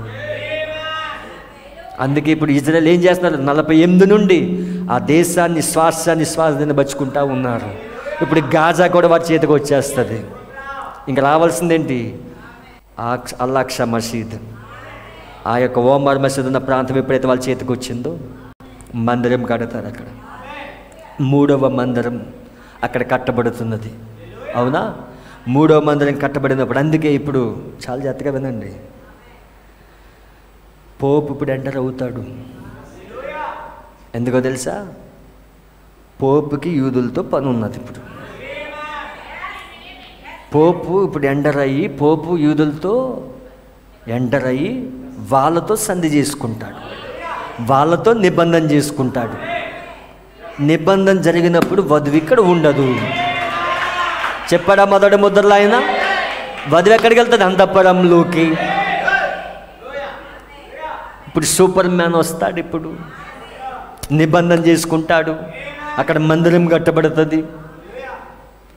అందుకే ఇరాక్ అధ్యక్షుడు, వాళ్ళ అధ్యక్షుడు, ఇరాన్ అధ్యక్షుడు వాళ్ళు ఫోన్ చేస్తున్నారు పోపుకి, అక్కడ యుద్ధాన్ని ఆపండి. ఏం జరుగుతూ ఉంది? లేఖనాలు జరుగుతూ ఉన్నాయి. దీన్ని ఎవరు చూడగలరు? వధువు మాత్రమే చూడగలరు. ఆ ఇరాన్ వాడు ఫోన్ చేస్తే మనకెందుకు, రష్యా వాడు ఫోన్ చేస్తే మనకెందుకు? మనకు సంబంధం ఉన్నది. లేఖనాలు జరగడం మనం చూస్తున్నాం. ఇప్పుడు లేఖనాలు మన కళ్ళ ఎదుటి జరుగుతూ ఉంది. అందుకే దీన్ని దాటి ఏది ముందుకెళ్ళదు. దేవుడు ముందుగానే ప్రవచించి పెట్టాడు. ఆయన ప్రవచన రూపంలో ఉన్న ఛాయలలో, నీడలో పెట్టాడు. అందుకే వధువు ఏం మాత్రం భయపడదు, వధువు నిశ్చింతగా ఉంటుంది. అందుకే వధువు ఇప్పుడు ఆ చివరి కొమ్మరింపు, ఆ లాస్ట్ ఫైనల్ అనౌన్సింగ్, దాన్ని పొందుకోవడం సిద్ధపడతా ఉన్నది. అందుకే ఆమె ఇప్పుడు వాక్యంతో వ్యక్తిగతంగా గడుపుతూ ఉన్నది, వాక్యం భుజిస్తూ ఉంది, వాక్యం తింటా ఉంది, గ్రంథం తింటా ఉన్నది. అందుకే వధువు లోకస్తుల వల్ల ప్రవర్తించదు. ఇప్పుడు వధువు ఎలర్ట్గా ఉంటుంది ఇప్పుడు ఆ ఫైనల్ అనౌన్సింగ్ పొందుకోవడానికి. మరి మిగతా ప్రపంచం కానీ వధువుకి బయలుపాటు ఉన్నది. అందుకే ఈ మెసేజ్లు, ఈ మీటింగ్స్ ఎందుకు మిస్ కావద్దు అంటున్నాను తెలుసా? సంథింగ్ ఏదో జరుగుతూ ఉన్నది. ఈ వర్తమానం విన్నప్పుడు, ఈ వాక్యం విన్నప్పుడు ప్రతి కూటంలో ఎత్తబడే విశ్వాసం వస్తూ ఉన్నదని, ఆయన మనసు ఓపెన్ అవుతూ ఉన్నది. ఏ లేఖనాలు తెరవబడుతున్నాయి, ఏ లేఖనాలు మన మధ్యలో జరుగుతున్నాయి. అందుకే వధువు ఇప్పుడు దేవుని సన్నిధిని ప్రేమించాలి, వాక్యాన్ని ప్రేమించాలి. అర్థమవుతుంది? వాక్యాన్ని ఎప్పుడైతే ప్రేమిస్తుందామే, వాక్యం అంటే ఇష్టం వధువుకి. ఎందుకు? మన గురించి రాయబడింది అక్కడ, మన ప్రణాళిక అంతా రాయబడింది అక్కడ. వధువా, అందుకే కోటాలు మిస్ అవ్వద్దు. ఇది సంఘశాఖల కోటాలు కాదు, ఇవి ఎత్తబడే సమయం దగ్గర పడింది. దేవుడు ఫైనల్ అనౌన్సింగ్ పంపించబోతున్నాడు. అందుకే ఈ 75 సంవత్సరాలు దేవుడు మౌనంగా లేడు. వాళ్ళతో వ్యవహరించే ముందు మనతో వ్యవహరిస్తూ ఉన్నాడు. ఆ చిన్న బెన్యామీన్ ఎప్పుడైతే వచ్చాడో అశానీతి డిస్మిస్ అయిపోతుంది, అశానీతి వెళ్ళిపోబోతున్నది. అక్కడికి వచ్చేసాం మనం. గాజా వాళ్ళు స్వాధీనపరుచుకుంటారు, 3వ మందిరం కడతారు వాళ్ళు. కానీ ఈ లోపల వదిలి వెళ్ళాలి. ఎక్కడున్నావు నువ్వు? లేఖనాలు మన మధ్యలో జరుగుతుంది, లేఖనాలు జరుగుతూ ఉన్నాయి. అందుకే ఫైనల్ అనాయింటింగ్ వధువు సిద్ధపరుస్తూ ఉన్నాయి. అందుకే జాగ్రత్తగా ఉండండి, మీ జీవితాలు చక్కబెట్టుకోండి, వాక్యాన్ని ప్రేమించండి, వర్తమానాన్ని ప్రేమించండి. లోకంలో ఏం జరిగితే మనకు అనవసరం. దేవుడు తన ప్రణాళికను బయలుపరుస్తూ ఉన్నాడు. లోక కార్యాలు విడిచిపెట్టండి. మీ జీవితంలో ఏదైనా తప్పులు ఉంటే పశ్చాత్తాపడండి, దేవుని దగ్గర అడగండి, దేవుడు మిమ్మల్ని సిద్ధపరచమని అడగండి, ఎత్తబడి విశ్వాసం ఇవ్వు ప్రభు అని అడగండి, సిద్ధపడండి దేవుని సన్నిధిలో. అందుకే కోటాలు మిస్ కావద్దు. వాక్యాన్ని పట్టుకోండి, మరలా ధ్యానించండి, మరలా చదవండి. దేవుడు రివీల్ చేస్తూ ఉంటాడు. ఎందుకంటే కొద్ది రోజులు మాత్రం ఉండబోతున్నాం. మనం భూమి పైన ఉందామంటే దేవుని కృప.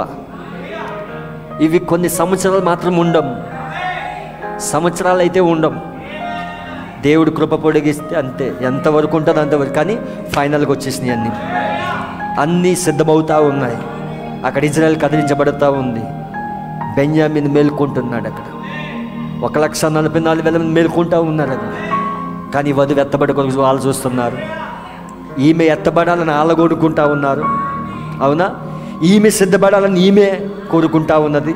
ఆయన మనసును పొందుకోండి, ఆయన మనసుతో నింపబడండి. తలంపులు మార్చగల శక్తి ఆయనకు ఉన్నది. దేని వైపు దేన్ని పట్టించుకోవద్దు, వాక్యంతో మాత్రమే ఉండండి. మరలా ఎందుకు చెప్తాను అర్థం చేసుకోండి. వాక్యంతోనే గడపండి, ధ్యానించండి వాక్యాన్ని సమయం పెట్టండి. 8 గంటలు మనం డ్యూటీ చేస్తున్నాం, ఇంకా మిగతా 16 గంటలు ఉంటుంది. కనీసం 1 గంట వాక్యం పైన పెట్టండి, 1 గంట ప్రార్థన పెట్టండి, ఆయనతో గడపండి. దేవుడు మిమ్మల్ని బ్లెస్ చేస్తాడు. ఎందుకంటే నీవైనా నేనైనా ఆ ఎత్తబాటులో ఉండాలి. సమయం దగ్గరికి వచ్చింది. విడవబడ్డావా? నీకు అవకాశం లేదు. ఇంకా ఎంత ప్రణాళిక తెలిసి, ఇంత భవిష్యత్తు ఈ ప్రణాళిక అంతా తెరవబడి భూమిపైన మిగిలిపోతే నీ పరిస్థితి ఏంటి? అందుకే అడగండి దేవుణ్ణి. ఎత్తబడుట ఆయన కృప ఉన్నది. కానీ నువ్వు నమ్మకంగా జీవించు, నమ్మకంగా ఆయనతో నడువు, యథార్థంగా నడువు, ముందుకు వెళ్ళు. దేవుడు మిమ్మల్ని దీవించును గాక. అందరూ కూడా లేచి నిలబడదాం.